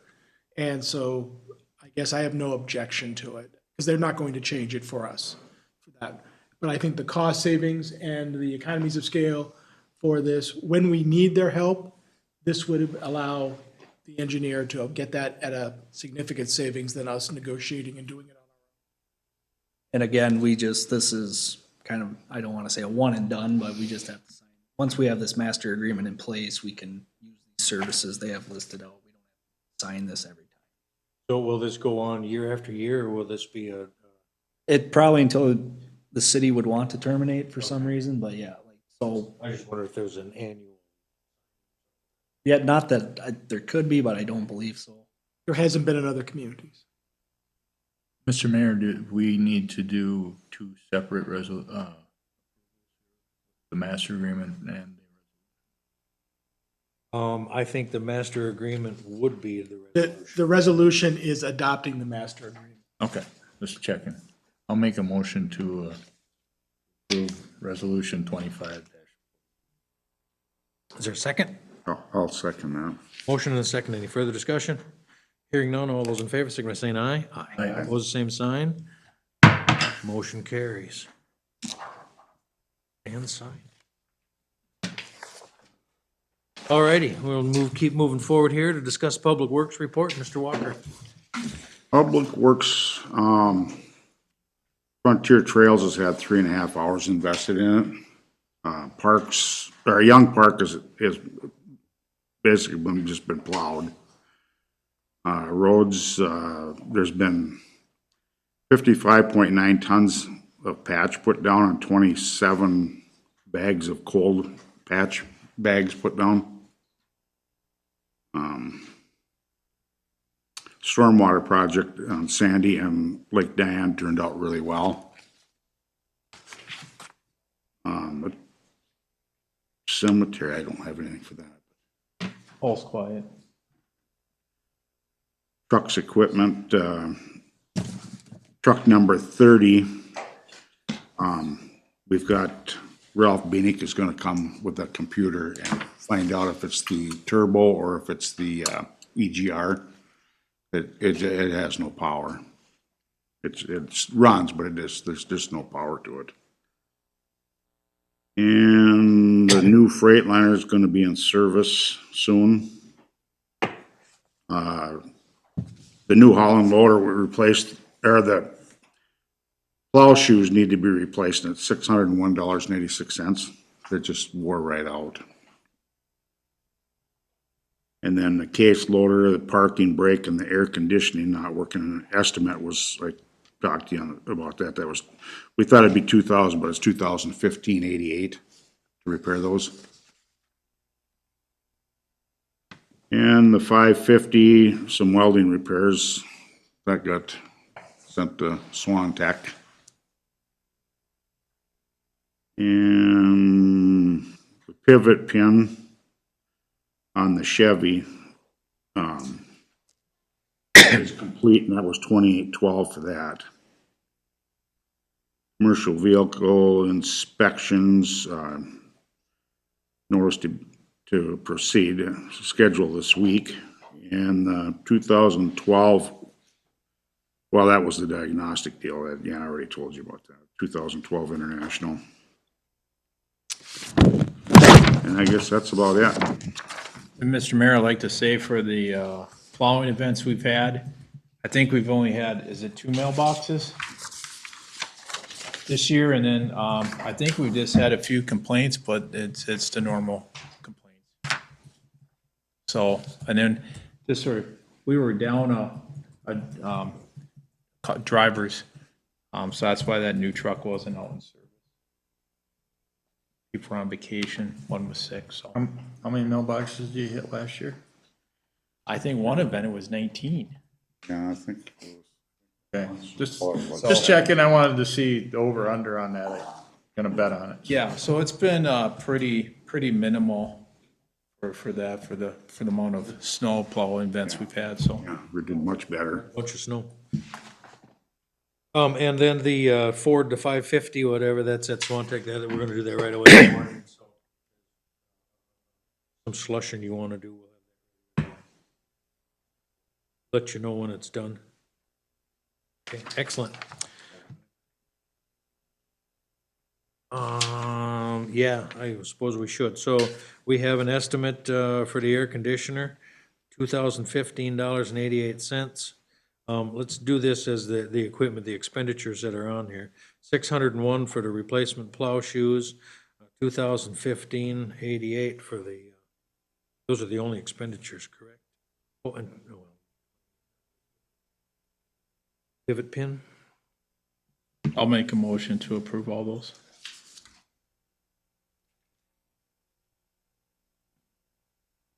Do we have a total dollar amount there? Sorry, I didn't see him on the calculator.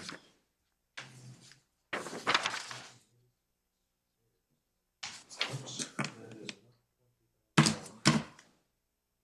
think it's probably like thousands. 40.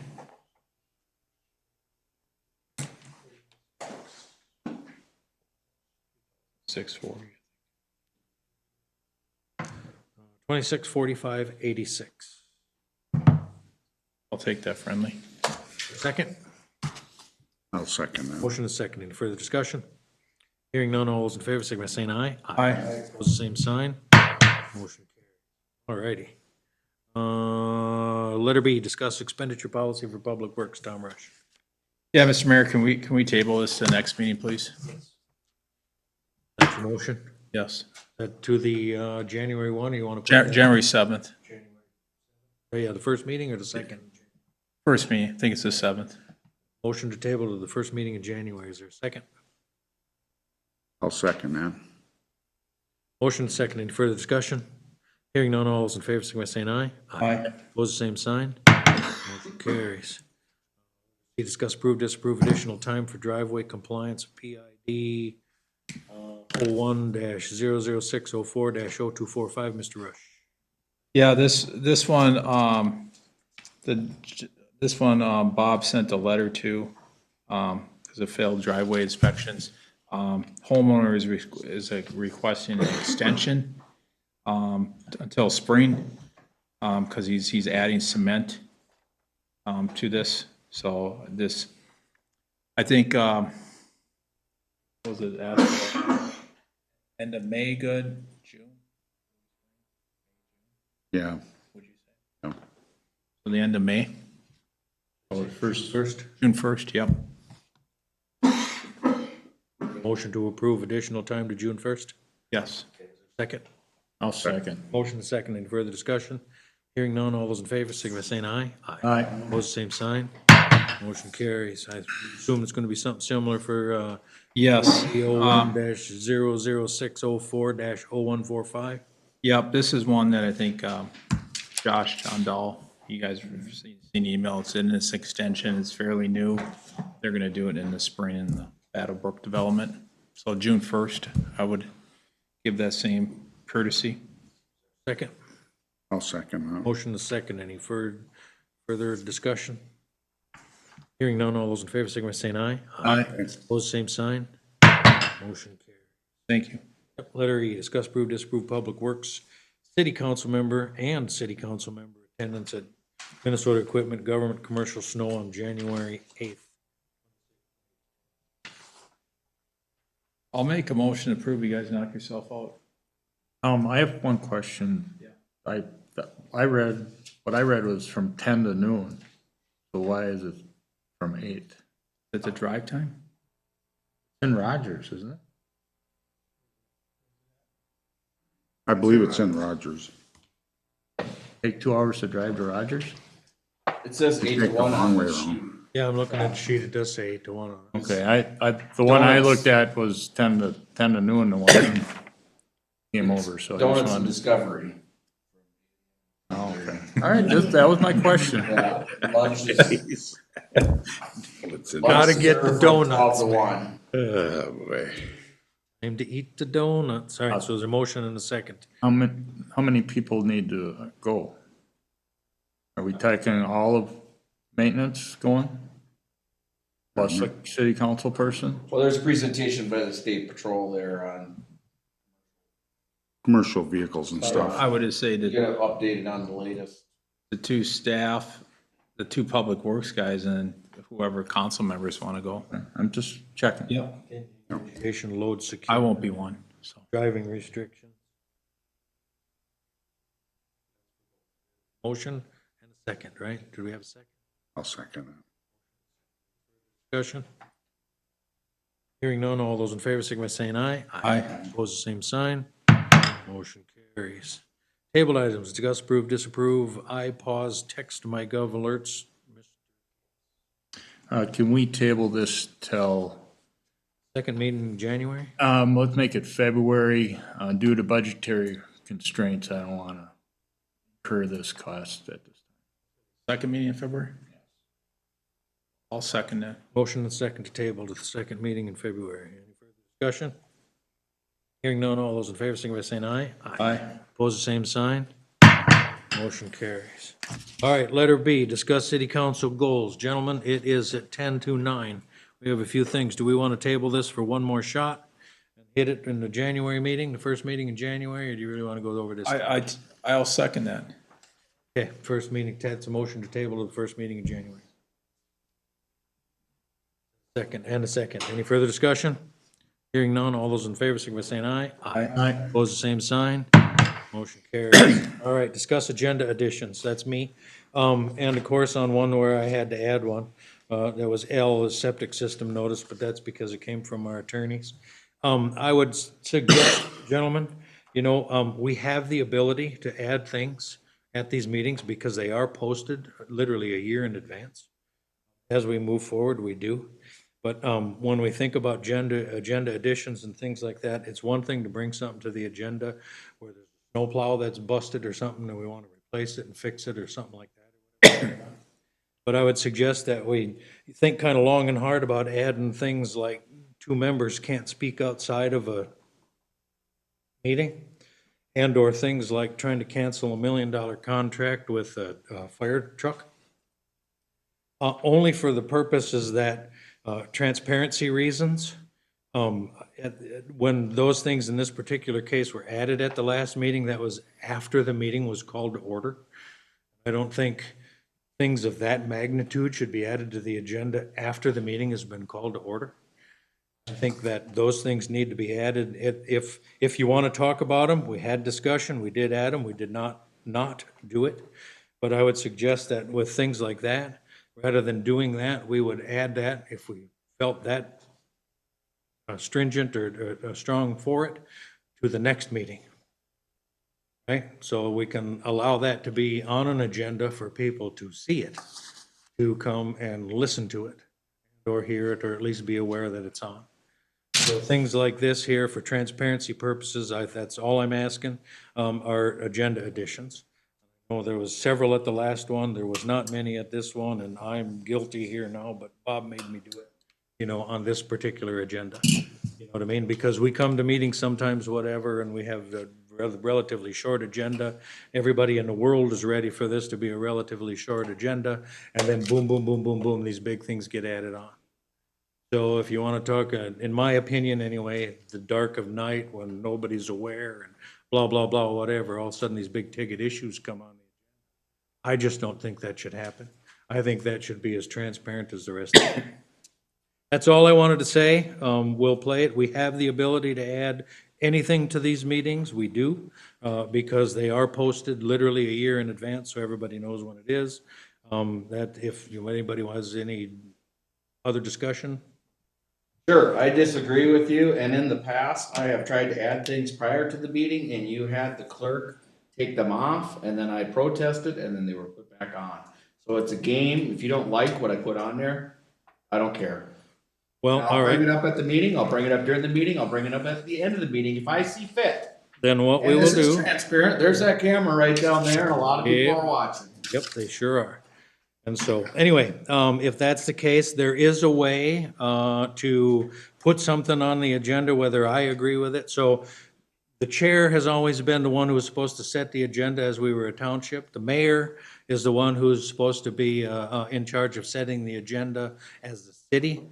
I have always been about as accommodating as possible. You know what I mean? I don't think I've ever said no to anything. I think you're wrong. I would like to see which ones you've told me that I've told you no as, because I don't think that is. And there is a way, whether I want it to be on this agenda or not, or as the one who sets the agenda, and we can blow up that bridge when we get to it.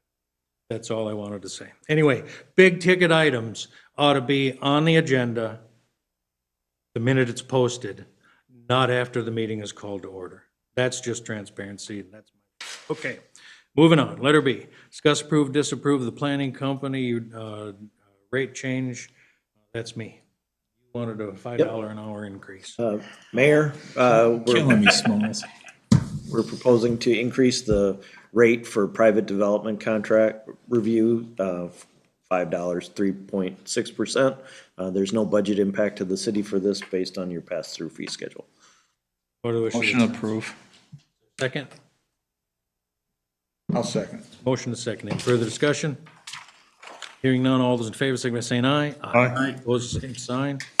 Motion carries. All righty, let's see here. Letter C, discuss, approve, disapprove Rum River Consultants posting of work without a permit notices, WWOP or stop work orders, SWOs, with associated costs. That was me. And I put this on, and you know what, Andy, I apologize, I should have probably pulled this up while you were already up there.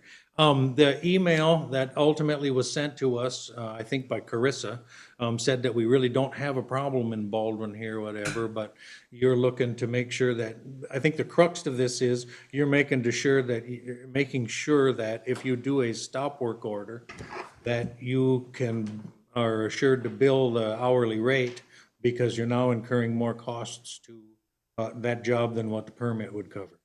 Correct. If I can elaborate a little bit on that, I promise to make it brief. So we do a lot of outreach when there's work going on without a permit, or we need to address issues like that. We do what call a stop and knock. We have a yellow door hanger in case property owners are not aware of the permit requirements. We do that at no charge. We also follow that up with a letter at no charge. If that is not successful, then we end up putting up the stop work order. It's at that point that we're asking for permission to invoice the city, because those costs are not, up to that point, we're absorbing those costs. Okay, but I also think the email said that the current mode of operations for doing that is asking the city or talking to the city about that happening prior to you do that. That could have asked that continues. We can yeah, thank you for that, Mayor and Council. So we can certainly inform Joan every step of the way, as we typically do. Right. Because I think, and do me a favor and tell me if there's anything that's different in this between, okay, the plumbing rough-in is bad, we can't do that, whatever, we have to stop the work order, versus Jake's Tree Service, right? Because, you know, to me, there's a big difference there. And when it comes to something like a Jake's Tree Service, we very much want to be involved in the very beginning before any yellow tags are hung. Correct. So the work that is going on that has permits, this doesn't pertain to those projects. We've already engaged the property owner, the contractor, we're in good relationship. So those processes are well lined out. This is work that started without a permit, or work that is started, that we need to address in such a way. I don't know if I'm explaining that as well as I want to. It's if there's, like, for example, right now we're dealing with a project in another city not too far away from here. They're actually building a commercial building without a permit. So that really elevates to the point where we need to be involved, we need to post it, we need to photograph it. There's a lot of different interactions that are involved, and that's what we'd like to bill at our hourly rate. Again, that doesn't happen very often, but when it does, you know, we take a little bit of a hit in a lot of different areas. And I wanted to make sure that there was clarification that there was a difference in that. And also that I would like the city to be very involved right from the get-go of any kind of a stop work order. Thank you for that clarification. So if there is a permit, and I guess just a clarification on that, is if there is a permit and we're engaging them, there's really hardly ever need for a stop work order, because we're involved with that project, we have good working relationships. This happens when people are unaware of or quite frankly, flout the rules and don't apply for permits. That's where this comes up. This does not pertain to projects where we have active permits involved. What are the wishes of the council? Thank you for that. Yes.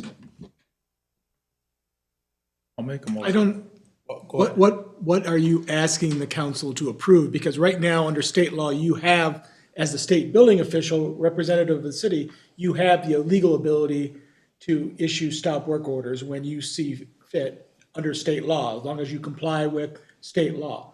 Correct. What we're asking for is the ability to invoice for stop work orders when we have residents that are not adhering to the permit requirements to apply for a permit. And again, that doesn't happen very often, but Administrative staff. Well, and that's what I thought he was asking for as well. And that's also why I said I wanted to be very involved in the beginning.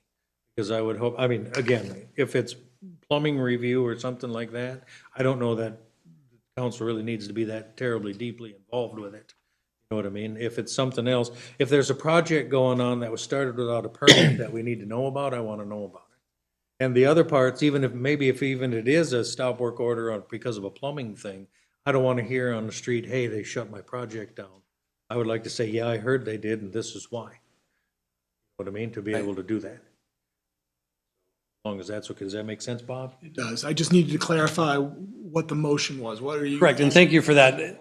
So we were not asking the council for permission to post a stop work order. We're simply asking you for acknowledgement of the additional fees that are incurred when that does happen.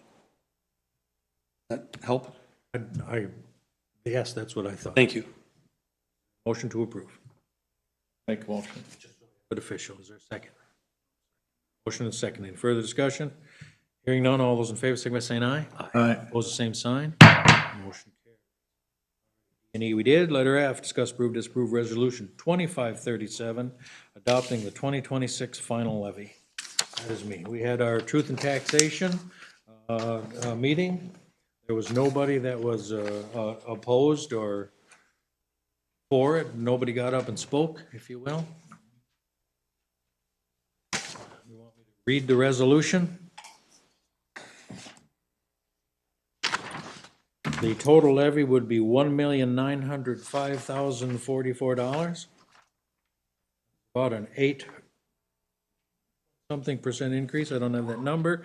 Whereas the City Council of the City of Baldwin has adopted a preliminary budget for 2026, and whereas the Baldwin City Council has adopted a preliminary tax levy for 2026, and whereas the Baldwin City Council has held its truth and taxation public hearing and has taken comment from the public on the city's proposed tax levy, now therefore be it resolved by the City Council of the City of Baldwin, Minnesota, the attached budget is hereby adopted as the final budget for the City of Baldwin for the period January 1, 2026 through December 31, 2026. 2, the Baldwin City Council has hereby complied with Minnesota statutes. 3, the city clerk has hereby authorized to transmit, read that again. The city clerk is hereby authorized to transmit certification of compliance with Minnesota state statutes to the Commissioner of Revenue as required. Adopted by the City Council of the City of Baldwin this 15th day of December 2025.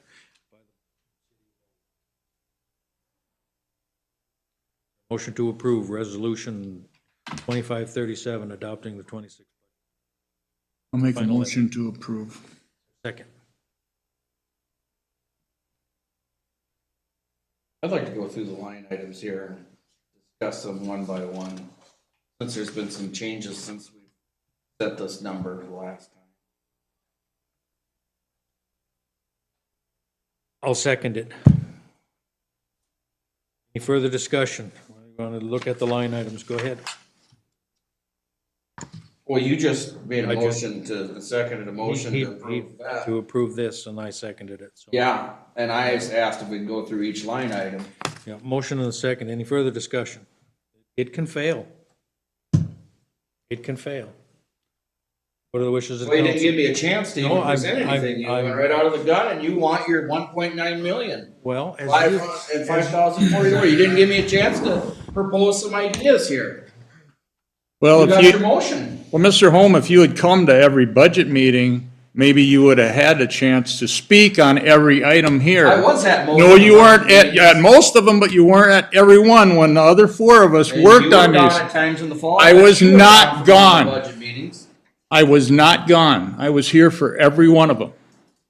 And now you come in at the end of the Oh, game. no, yeah, because we have till the 29th to certify it. This is the last time we convene to make a change to this, and you're trying to stonewall me for making a change. Yeah, I am. You know what? I'm telling you that we worked hard, came to every budget meeting, and you didn't. No, we gave Liz instructions that we wanted to be at. No, we came to every budget meeting. To be at 6%. Mr. Holm, we came to every budget meeting that these four council members were at, worked on this budget, and you were not there. Get off of that, you clown. I let everybody know that I was out of town at work, could not make it to that meeting. And You that wanna hold seems that to against happen, me? and Fuck that's- yourself. And that seems to happen a lot. But hold it, stop. First of all, I'm gonna ask that the profanity stops immediately. He's going on and on about it over and over. He's not. That's his going only to point. do Anything. So, we have a motion and a second. I mean, we have talked about this, we have presented it to the people. There has not been any opposition that we know of. We have some dollars in there, I understand that Mr. Holm does disagree with. For the things that are, moving forward, the things we're gonna do, I think we don't have necessarily the full cushion with the reason that some of those things are in there that we would like to have right off the bat. But I do believe it is one of the best things that we can do at this point in time. I do believe that some of the things also too, as we discussed during the budget meetings, some of the things that are on here, because as we recall, our 2025 budget that we just lived through, are living on right now, was the last budget that was put together in 2024 as a township and approved as the annual meeting as a township budget. So having this increase to 1.9 million, I don't see as a big problem, and the people didn't either. Mr. Mayor? Yes. So what are you proposing? Because the budget right now was at 23% originally. I think we knocked it down to 14%. Then I know we had it like at 6.5%. We certified it at 15, and I think what we presented to the people was 8. Yeah, 8.3. At one of the budget meetings, we had got it down to around 6%. And when it came back, what Liz had done was she was working on that carryover on the general fund balance. And instead of taking money out of other funds like road and bridge, she just increased what we're gonna levy instead of us adjusting and getting to that fund balance and that cushion that we needed for the carryover, making that decision. So it got increased from the 6% to 8%. And I'm telling you, 8% is not a small increase right now. I would like to see closer to a 6%. So I came here tonight prepared to get it, maybe not quite to 6%, but maybe 6.5% with some suggestions. What funds would you like to, is it the general fund and the road and bridge? Well, there are some things that came up in the previous meetings that, we're not gonna spend $36,000 on a liquor store study. There was $100,000 budgeted apparently for a public works director, or maybe a public works director / fire chief unicorn. And then, I also think I've been asking to reduce the special revenue fund. I would have suggested that at $15,000 instead of 25. At one time, the chief conceded 20,000 would be okay, but it's back to 25,000. And I also think that the fire department can take a little bit more of a trim and take that from 240 down to 215,000. And between those three places or whatever, I think we've got a chance to get it to that 6.5%. So I have a concern talking to Elizabeth about the budget. If we cut too much and we don't have anything for cushion for emergency right now. It's really limited, and she did state that we're trying to repair our general fund also. Yes, we realize that, and that's why the general fund is now 945,000 instead of 600 and some thousand where it was earlier. So, Mr. Mayor, That's 904, sorry, but that's 945,000 because there was a lot of things that were in the road and bridge that we had, that was at 800,000. That type of a number that got moved into the general fund. Mr. Mayor, if I could speak to the special revenue, I never said to reduce it to 20,000, find it. I never said that. Most other cities around here give more towards that special revenue. It's the firefighter para pension that the cities kick into.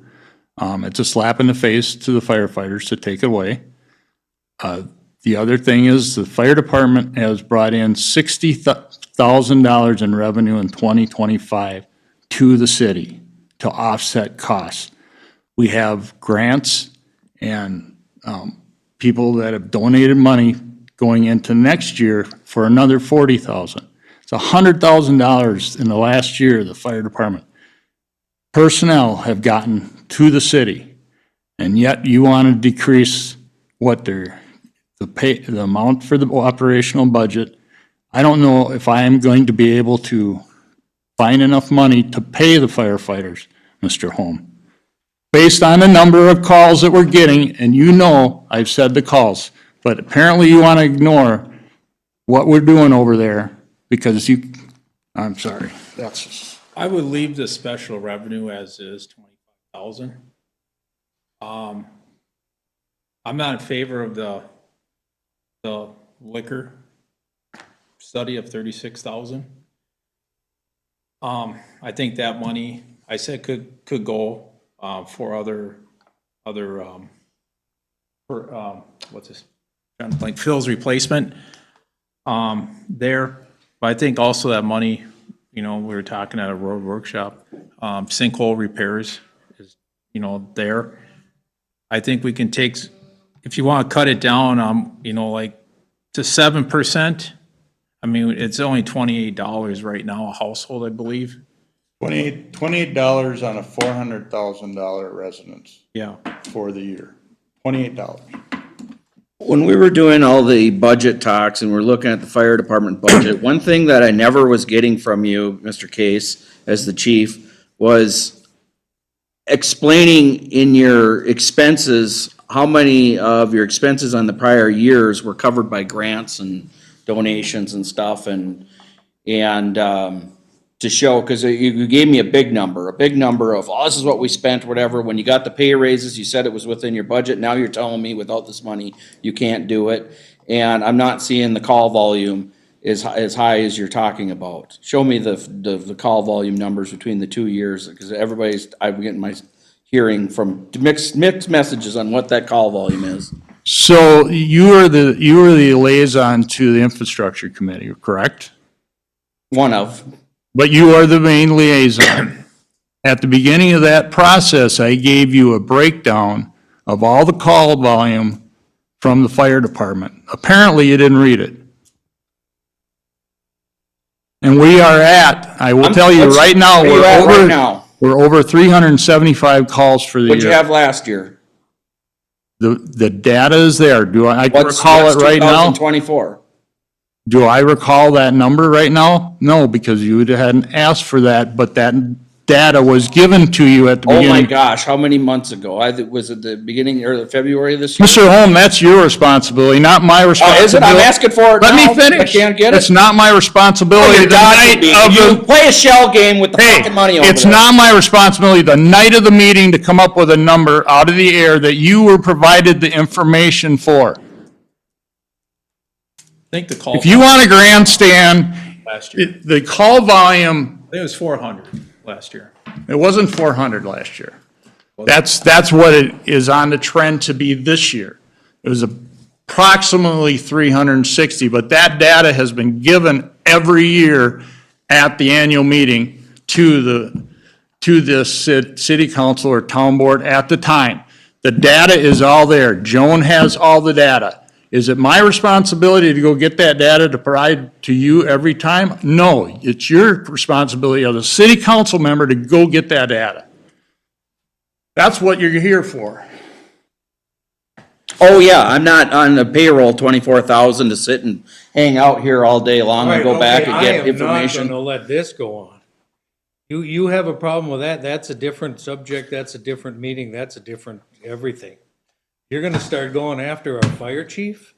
Holy cow, God help. Well, us he all. can't give me the 2024 numbers off the top of his head. Gentlemen, if we're gonna delve and. Tells me I should remember it from 10 months ago. Into this. 8 months ago. We have a huge problem.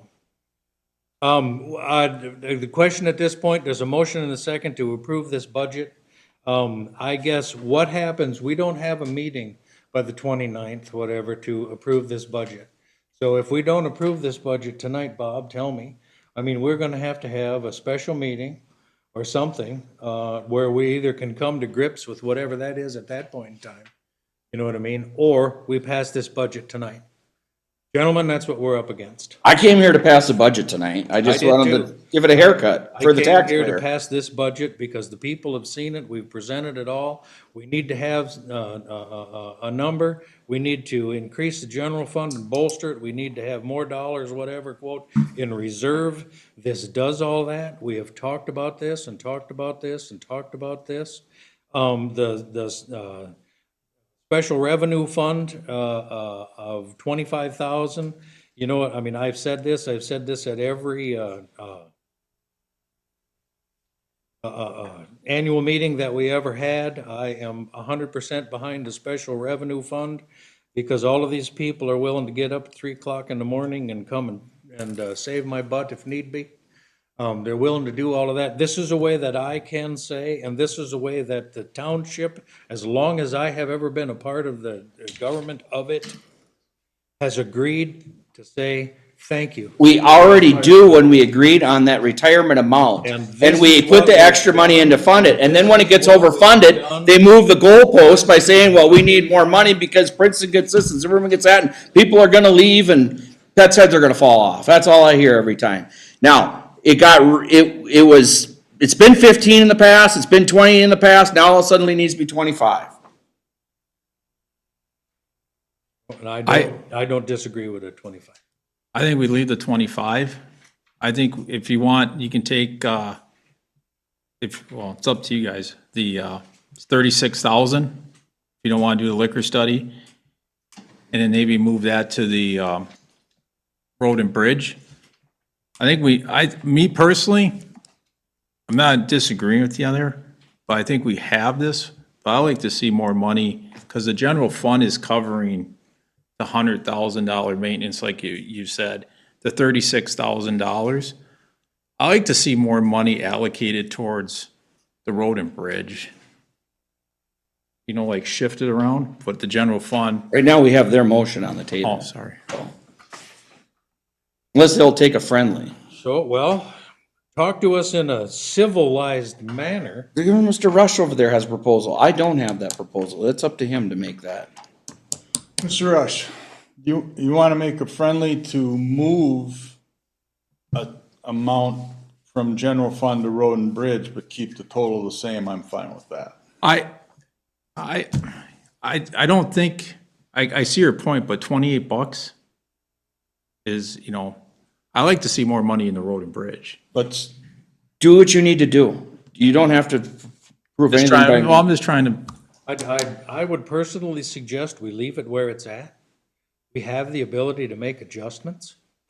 You know what I mean? I mean, if we don't use the 36,000 or the 100,000, I don't know where that came. It's 80,000 together. The 80 and the 36, whatever. That was in there. I think you know, to say we're not going to do a liquor store. Period. I know you guys 3-2 have voted us down on the study of it, but I think we need to have more discussions about that. I'll have some at any other business for you about that. Some revelations I've heard recently. Yep, I got several for you as well if you really want to go down that road. You got it. So, I mean, literally, I don't think we need to change anything. I think that we've presented to the people. We had a truth and taxation meeting. A bunch of people came. Nobody had troubles with it. Nobody even had any questions with it. Mr. Rush, you are at $28. We had a meeting here that was with the League of Minnesota Cities, and we had the mayor of Isani, and we had the city administrator of Isani. This happened last Tuesday. Anyway, whatever, and some League of Minnesota City people here, whatever, and when they found out that our tax rate was at 15%, they were blown away. Absolutely blown away, because this is well under what anybody does, and we knew that. And we're doing a very good job of trying to preserve that for the look of Baldwin. But to go any smaller than what this number is, we are just one little inkling away from disaster. So and at $28 a household, on a $400,000 house, I just don't see that as a big problem. Oh, I mean, I think, we keep the 80, because I think if you're gonna hire somebody for Phil's replacement, I'd rather be, I think, 25 an hour, I think is what I said. Realistically, to get somebody in here trained, if you wanna cut the budget, I mean, I'm, 36,000, I'm not in favor for the feasibility study. But I think all the rest, I think the special revenue stays at 25. And I think you explained the budget was at 1.190, then it was 200, and then you said, it's wages. That's why it's at 240, I think it was at 275 originally. It was originally set based on the projections to 275. Dropped it to 240. So if I take 36,000 off there.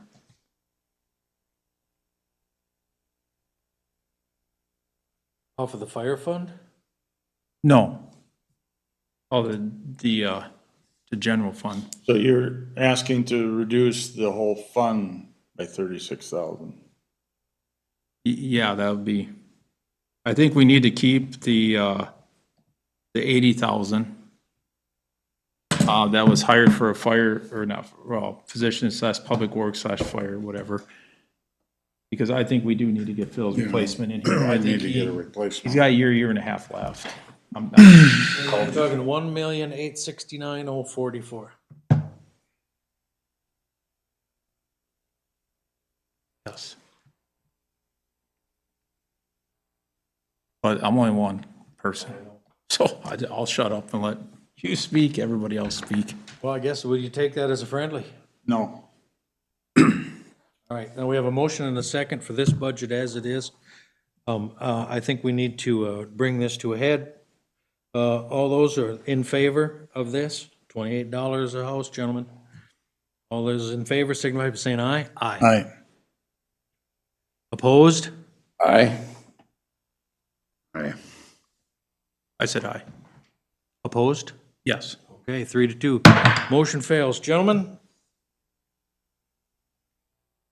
Make a new motion. Yeah. Well, Tom lead on that. Seems to have his ideas. I know mine ain't gonna pass. Well, I'll just keep everything the same, and just lower the general fund, 36,000, and the overall budget would be, Tom, I would suggest just taking a blanket 50,000 and bringing road and bridge to 500 for your projects. And there'll be enough left over to cover between the 36 and the additional 14,000 you're taking from that other public works director dollars you were talking about. what are you proposing? You lost me now. Why don't Just you take Why don't 50. you just propose what Yeah, why you're don't you gonna propose propose? what it is you want it to Yeah, do? why don't you Then do we'll move yours? forward, and we'll go right ahead with all of that. Well, I'm not, like, No, you were on a roll. Do what you wanted to do. You were at 36,000. He's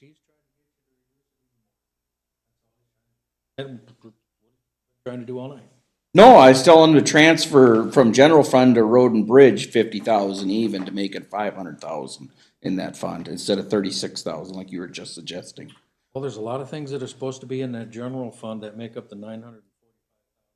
Oh, yes, there's a lot of extra cushion all built in, but we've identified two things that have been voted down here in the last month that seems to be able to free up some money to road and bridge projects I at don't Tom's. remember them being voted down. I remember them being, actually, one of them especially, this. It wasn't tabled, it was voted down. It was Couldn't we hang on to disapproved. that and hold on to that? I said we could come back to it if we Weaponize it chose. against somebody who might want to come in and want to try and build a liquor store. I was asking if you could do it later, that's all. That could be 2 years from now. were But asking- some new stuff's come to light, and I'd love to share it towards the end of the meeting about liquor stores, municipal. liquor. Well, I'll make a motion to reduce the general fund by 36,000. And then, I'll second that. Will you take a friendly to take that down, reduce the general fund by 50,000 and increase the road and bridge to 500? Instead, will you accept that as a friendly? also accepted.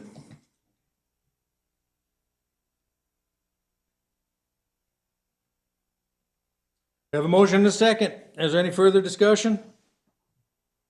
Hearing none, all those in favor signify by saying aye. Aye. Opposed? Aye. Aye. 2 to 3, motion carries. That's it. All right, discuss. Mr. Mayor, can I get a clarification? You moved 50,000 from the general to the road and bridge? Yes. So you actually didn't reduce the budget?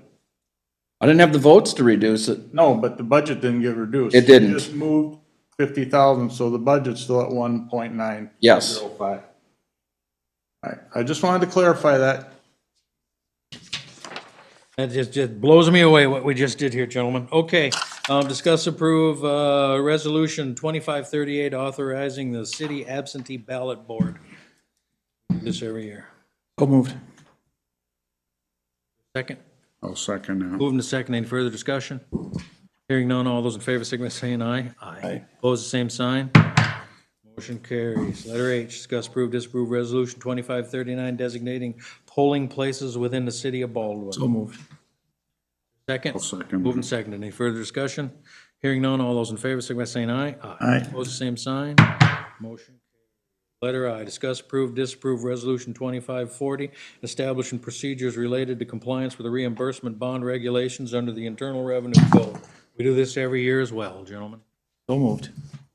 Second? Second. Moving second. Any further discussion? Hearing none, all those in favor, signify by saying aye. Aye. Opposed, the same sign.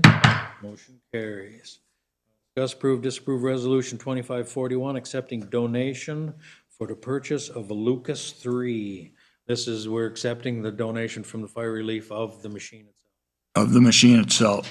The city paid for the machine, but the donation from the fire relief was, what, Joan, was it 92? 9823. From the fire relief, because the city had gotten 10,000 from another fire department relief, plus this paid for that first Lucas. So moved. For a second? I'll second that. Moving second. Any further discussion? Hearing none, all those in favor, signify by saying aye. Aye. Opposed, the same sign. Motion carries. Letter K, discuss, approve, disapprove local board of appeal and equalization date and time. That would have been the 16th. Been, correct, right? 16th, April 16th? I'll make a motion to approve April 16th. Second? I'll second that. Motion to second. Any further discussion? Hearing none, all those in favor, signify by saying Mr. aye. Mayor, do we have enough people that have gone through that class? So we can actually have it? That should become, that class we gotta sign up for next month, I believe. Because you and I are probably to the end of our, I think we are at the I have end. 1 year or 2 years left. But at any rate, we can get there by then, because it's. So just, I can't remember if I did it or not, so. well, that's what I want to make Yeah. sure, because at least one person Yeah. that has done that has to be at that board. Correct. That, so in case, right? All right, motion to second. Any further discussion? Hearing none, all those in favor, signify by saying aye. Aye. Opposed, same sign. Motion carries. Letter L, septic system notice of violation. Mr. Rupee. Thank you, Mr. Mayor and Council. I asked this to be added to the agenda tonight because it was brought to my attention that the property owner who I have been sending the septic system notice of violation to, is not available. She's basically incarcerated. And it's not clear how much longer she is going to be a guest of the state of Minnesota. So what I need to know is, the only option I can see for the city council would be for me to initiate a lawsuit against the property owner and ask the court to issue an order allowing us to go onto the property to fix the system. I don't know exactly where this system is in terms of its compliance. Joan was going to talk with Andy. I don't know if, didn't hear back, but generally, what I understand from most of the septic violation letters, these septic violations have been going on for years. For one was like 5 or 6 years before anything was done. From the My county? recommendation would be to table this matter, don't do any further enforcement until such time as maybe put this on a tickler system to see if this person gets out of jail for time served for good behavior. And then we carry this forward to work with that property owner to try and get that septic system into compliance, or maybe the property is sold, and then we work with that. Right now, I can't figure out a way to bring this property into compliance without going into court, and that would be expensive and unnecessary cost. Do you know there are people living there now? Not that I'm aware of.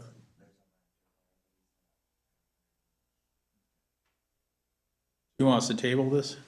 That's what I'm looking for, is some guidance. You can just instruct me to table this and to work with Joan to maybe put this on a tickler system, and for maybe How long how to table, how long? I would say probably in the spring, and then let's look at it and see if she is still incarcerated. If she is, then we might put it again, or she may be out, and then we would try to work with them to bring it into compliance. So we don't know what the sentence is, or we don't have any idea of a time frame. Well, we only have what information that the renter provided to Joan was that she was sentenced in January of this year for 3 years. And she may get out in half that time, which would be 1.5 years, for good time served. So again, I don't know how exactly all of that works. I've never, but again, I think that would be, I don't want to let it go forever, but I think we just need some sort of instruction from you. Do I table this matter, or do I proceed with court? That's your option. How about 1st of May? First meeting of May, would that be plenty of time? I don't, if this person is correct, and it's a time served after half the time, she'll have been in jail for a little over 1 year. So maybe, that's why I was thinking the fall, because that would have been closer to that 1.5 years. But I'm okay with putting any time frame on it. I just need to know what your pleasure is as a council. Maybe if we say like September or October. because if October. something needs to be, you know, fixed and done, then there'll be time to. And that doesn't preclude her staying, she may First end up staying incarcerated. You And just if know. we need to alter that in October, then we will. Or you can give me instructions to go, if there was some sort of a eminent health and safety, you guys at any point in time can give me instruction to go in and, you know, take it into court. But So far, we think it's non-compliant, but there's no health and safety. nothing that I'm aware of. So according to the sewage tank integrity assessment form, it's basically a seepage pit, so the concern is that the tank doesn't have integrity. So Mark's Sewer Service did check the system presents a threat to public health imminent public health threat. So that's a question for the council, because if that council does wish to proceed to address this, I'm gonna have to go into court. I don't have a problem with doing that, but that has costs.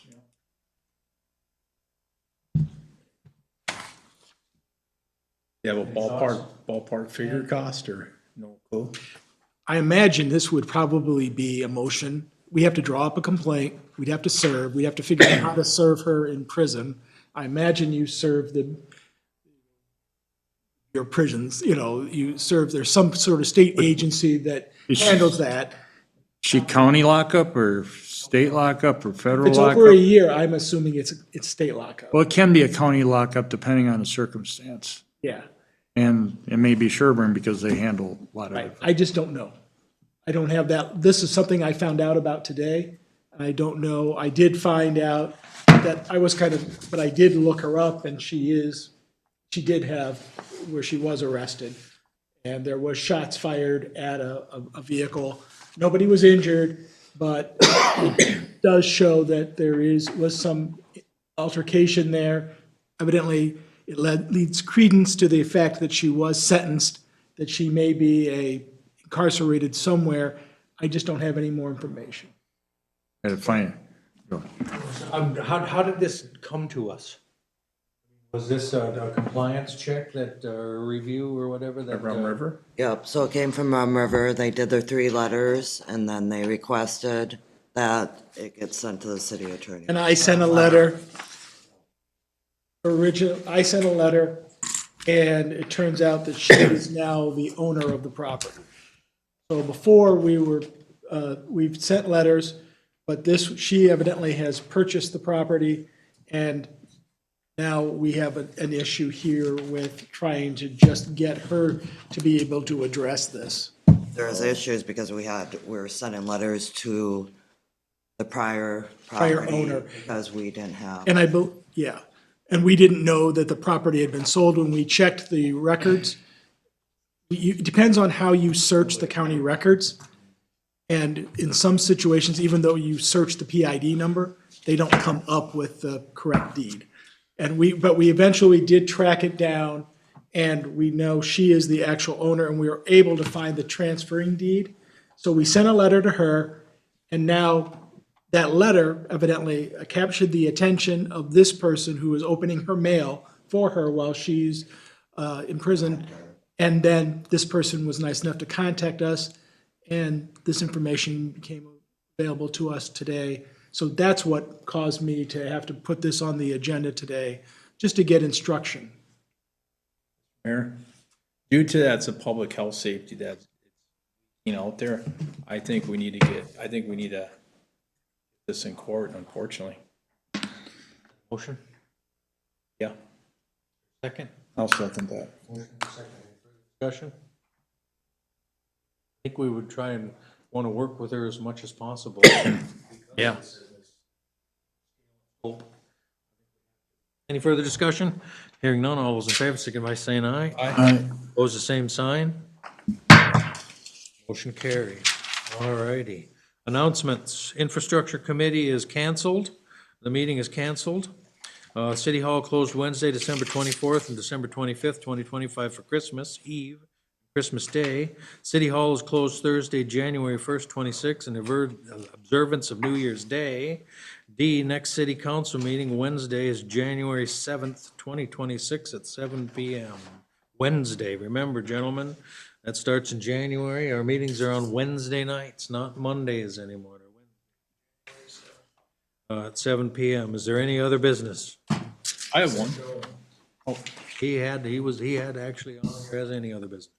Well, I think we want to wait till after we review the bills for payment. Did you close the meeting? Well, at this point in time, I'd rather do it at this point in time. If we're gonna close the meeting, then we have to ask Mr. Good to leave. So, I mean, And of course, What's the difference between him and other staff that's well, we here? probably have to ask these guys to go as well. Too. everybody has to go.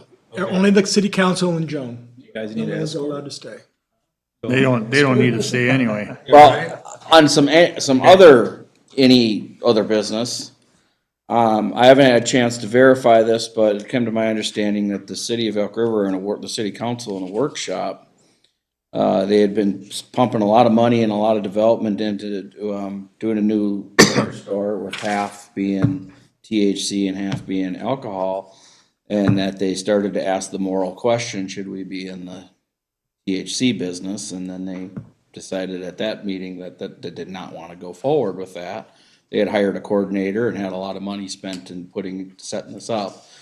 And I don't know what happened when they went to their city council meeting, whether they actually took action from what they discussed at their workshop. But that's the news that was brought to me. So just to say that the business is changing and even Elk River's faltering on it. And then they even said, well, if we're not into THC, why are we into even alcohol even in their discussions? So just food for thought. Can I bring up something about that? The reason Elk River is into alcohol is they brought in 962,000 in revenue in 2023 and 966,000 in 2024. And they gave $1 million out of their capital reserve from the liquor store to other departments. And that's without. Yes. And if you look at the municipal as a business over 10 years, the revenues from 10 years ago to what they are now are almost double in revenues. So it's not, Sauk Rapids said they were down 100-some thousand in revenue for 1 year. That doesn't mean they're down in profit. Anybody who's got a business degree will say you don't do it over a 1 year average. You do it a 5 or 10 year. How business is cyclical. Guess what? They're still making money. They're still making profit, and they're still giving that money to their departments and funding their departments with the money from these liquor stores. That is the only reason I wanted to do the study, to see if this is a possibility to fund our road and bridge and the fire department with money other than the taxpayers' direct tax levy.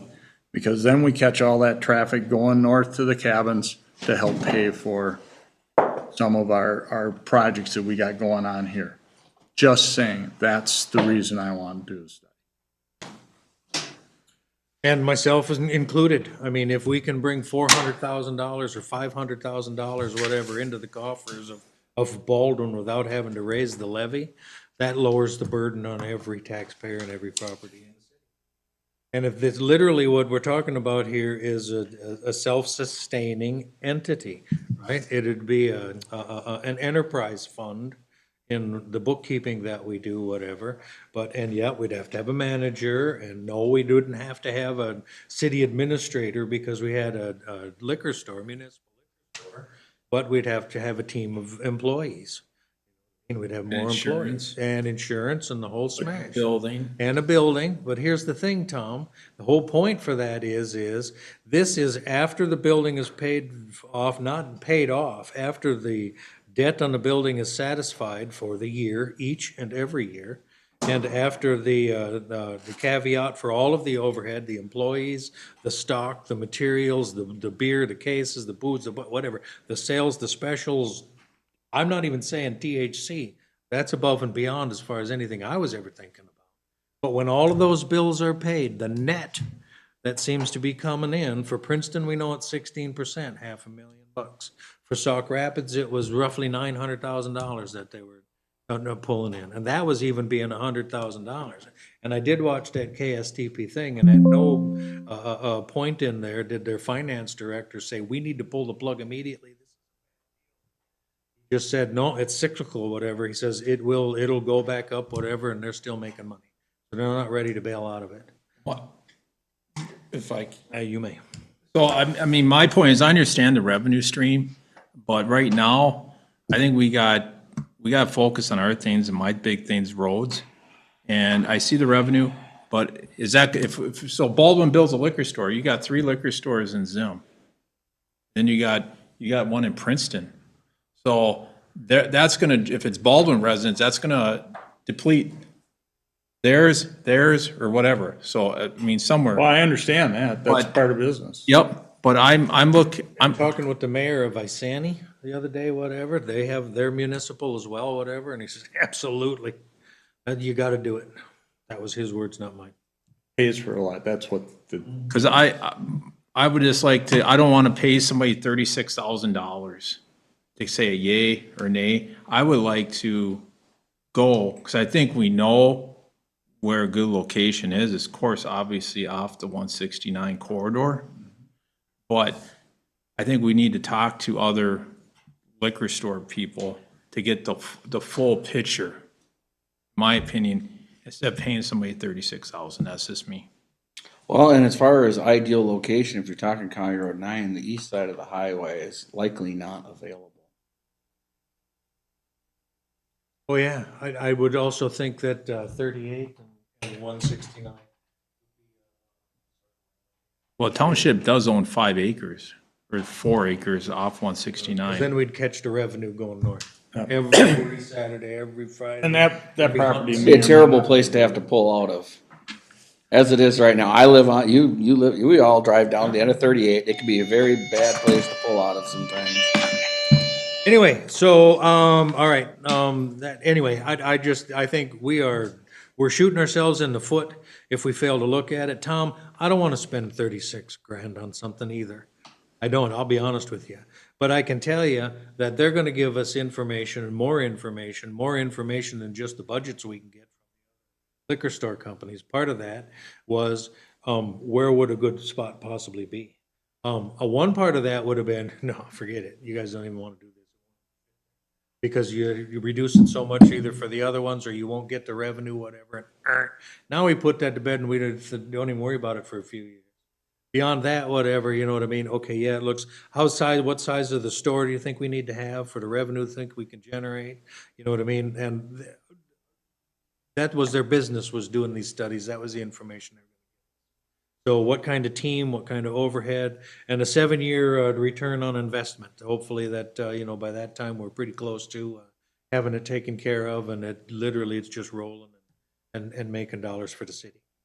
That's it, right? You know what I mean? And to me, that 36,000 or ROI on that, whatnot, first of all, I think we all understand that it would be a good thing and it would be a revenue. I think that 36 grand spent on that study would have been, the ROI on that would have been huge with the information that we would have gotten, point us in a direction, right? We literally have all the steps of what we literally need to do next if we wanted to move forward. All of it. I mean, that was the whole. And I don't agree, I don't agree with you on the revenue, but, well, I think we have roads that are in bad shape. But see, Tom, I don't mean to cut you off, but if we had 400,000 we could put into roads, 500,000 whatnot that we could put into roads without raising the levy, we keep the levy at that same, and we got $1 million in roads now, we could do an awful lot of things. Then we got buildings, that are whether we're gonna build new or we're gonna remodel here. Absolutely. Which the infrastructure committee, I think those are more bigger things right now. I understand the revenue of the liquor store coming down the line, but I mean, it's. But it would be revenue to pay for all the things you're just talking about. Yeah, it could, yeah. But I like to hear more information, to get more information Me from too, that's other what the liquor 36 stores, but I don't wanna pay somebody that 36.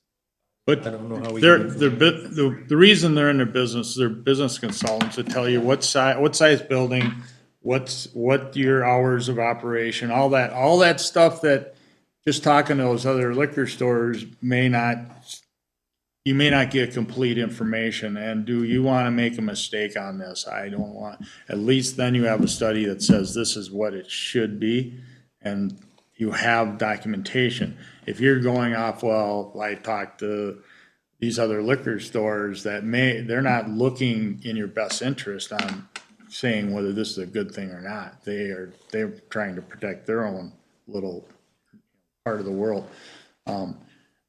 Absolutely being on 169, that's location. That's what it's all about. Princeton does not have a great location as far as I'm concerned. The drive over.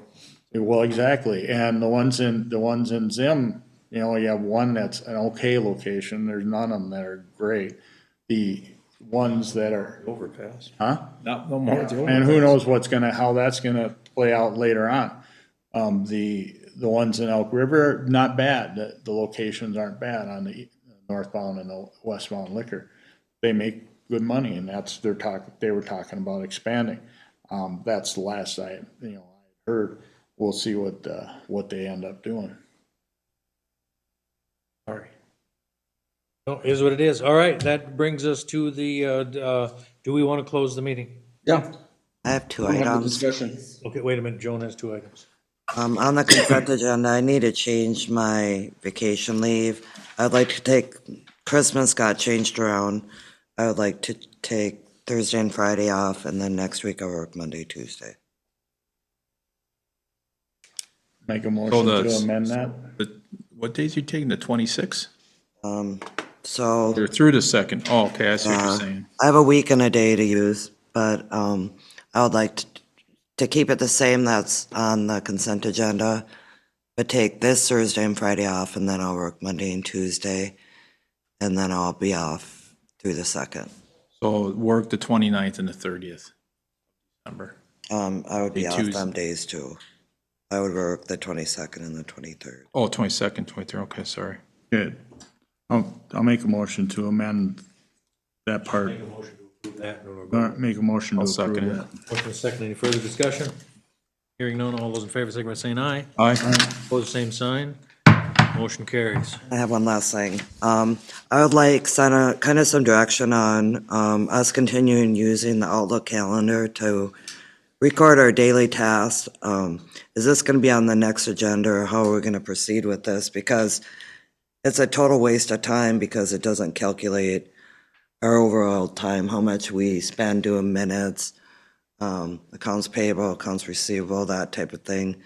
So how long are we going to do this trying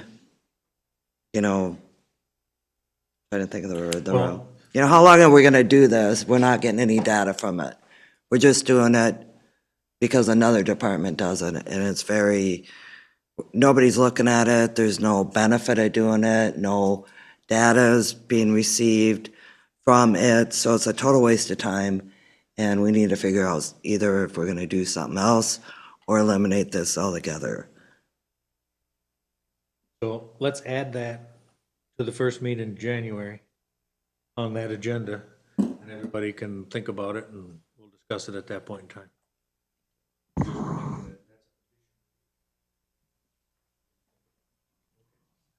Else? All righty.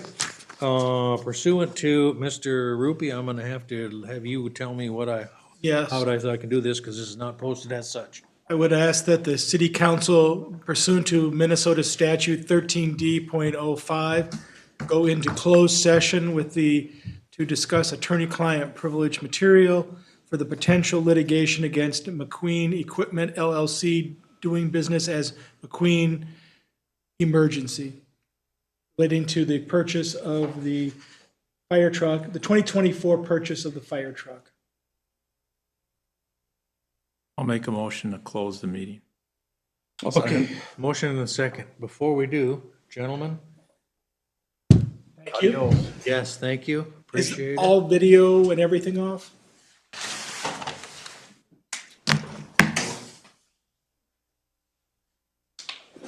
See you guys, drive safe. Yes, at 10:21, gentlemen, 10:21. All righty, you want to make that motion?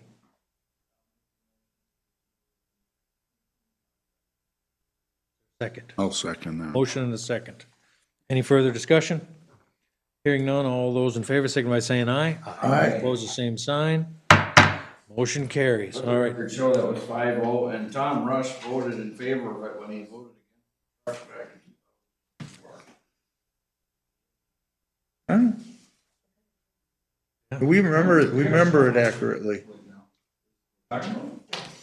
Okay, is there any other business? All right, if that'll conclude the business other than a motion to approve bills for payment.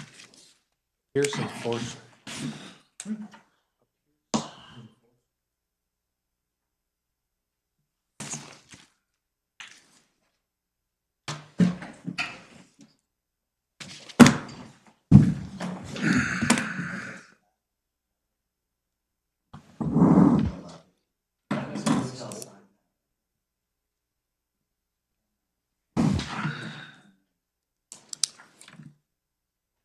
Yes? Yes. That is just.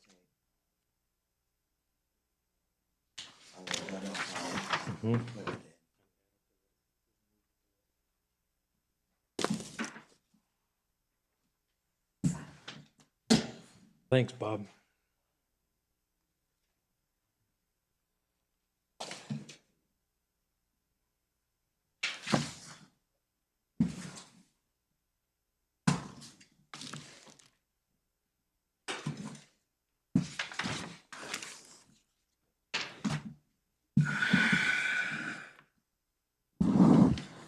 Got that one? Yep. You're younger than me. I'll keep on.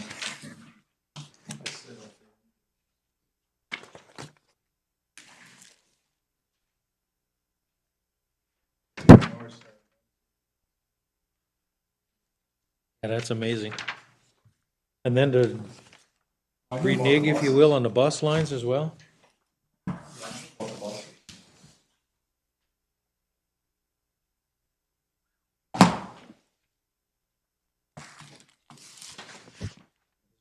$25.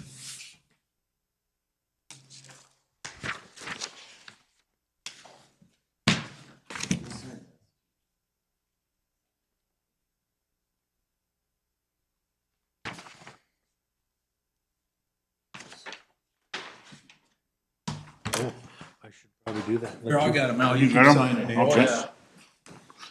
That'll be under the last little bit here.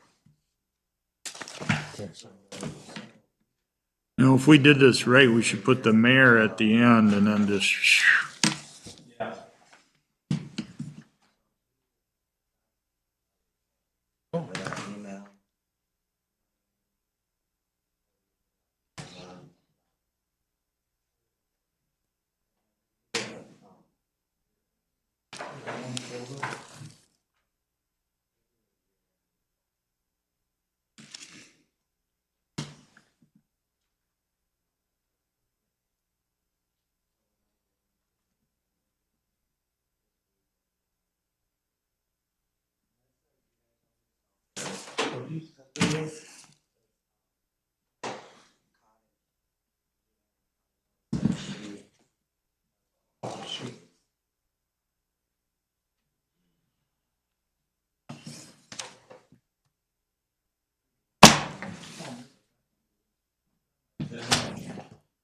Look at this. Let's,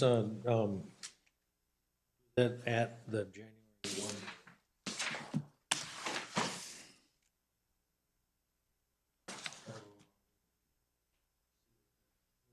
Or it looks like.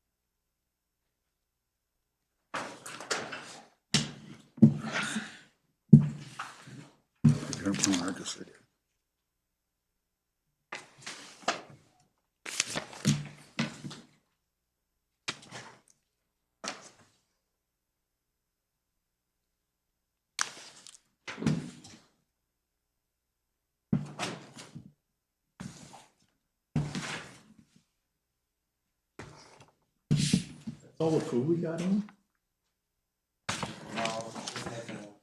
She picks She already it. did. Okay.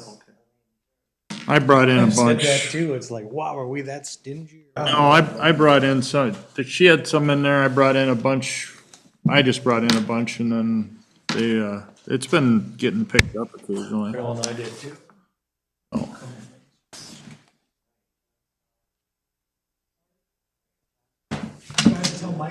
Cause a bunch of the stuff was for like Thanksgiving for them, so she took it out before Thanksgiving and then, Jackie. yeah.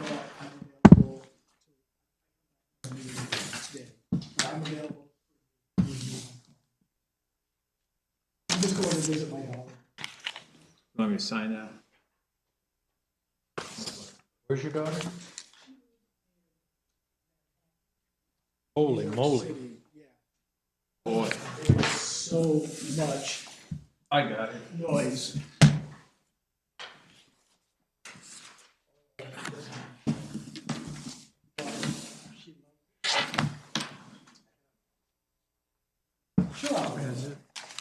You hope anyway, right? Well, either that or the new mayor will tax the heck out of her. Well, I don't understand it, but as a young 26 can't wait for me and my credit card to show up. You get out there, everything is so fast paced out You there. gotta understand, she's a giver. She told me, Daddy, we can go to Target, and you can use your Target card to save 5%. And we buy all of her stuff for the Target. She's always thinking of me.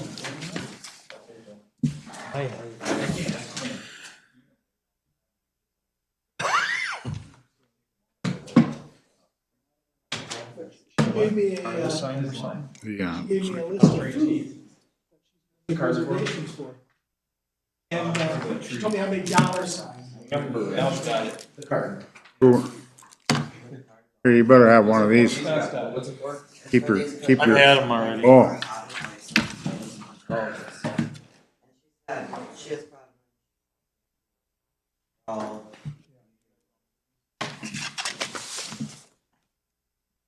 No.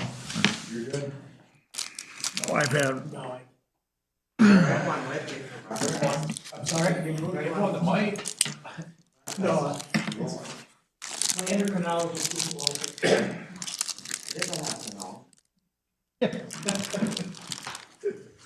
Somebody handmade these?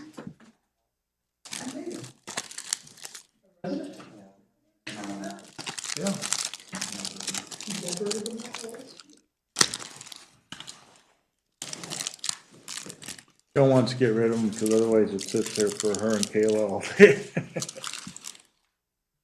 well, Kayla, she's bringing cookies in all the time. Yes, she does. Mike's excited because the exhibit booth that we have at the township convention. And I think the attendance is really down. Given what happens a lot of.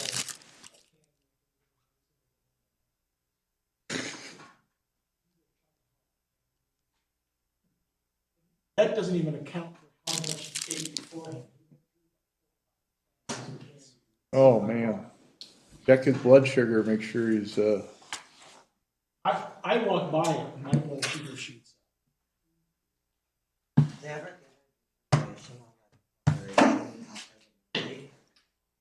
Briefs were filed. Okay, remember, each side files the briefs. Reply brief to whatever they say. Those reply briefs were filed yet last week. Now, Jessica Palmer, to name the same judge we had, she said that she would make a ruling. It's like, I'm gonna try and do it very quickly for everybody. Because Northern Township, if they want to get, doing a sewer project, trying to piggyback on the county, because the county's gonna do where the sewer lines are gonna go, they always put them in the road right away. The county is ripping up all those county roads to redo the project, so they're trying to coordinate, to save them $2 million in cost. She agreed that she would issue the order in enough time for the able to take advantage of that, because they're not sure they're gonna do it if they don't incorporate. They're gonna win. It's just a question of, I don't even see, the city of Bemidji spent hundreds of thousands of dollars. Really, really poor job. And the law firm that they used, Flaherty and Hood, who we were kind of afraid that Princeton. We thought they were gonna do. And man, they did a lousy job. Really?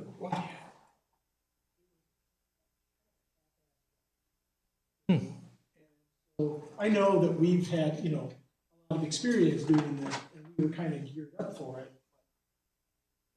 Others we did.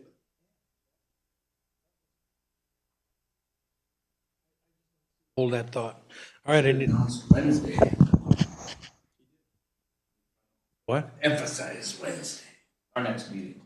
Yes, I did. Big emphasis. I did. I said, remember everybody, it's Wednesday. Our meetings have changed to Wednesday. I did. I need a motion to approve bills for payment.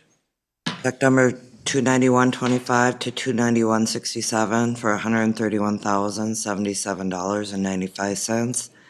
8 EFT payments for $12,183.44 for a total of $143,261.39. I'll second. Motion and a second. Mr. Case seconded. Any further discussion? Hearing further discussion? Hearing none. All those in favor signify by saying aye. Aye. Opposed, same sign. Motion carries, and motion to adjourn in a second. Any further discussion? Hearing none. All those in favor signify by saying aye. Aye. Opposed, same sign. Motion carries. We are adjourned at 10:33. Yeah, Bob, you too. Thank you. John, again, if anything comes up, just give me a call. Okay, thanks, Bob. What time?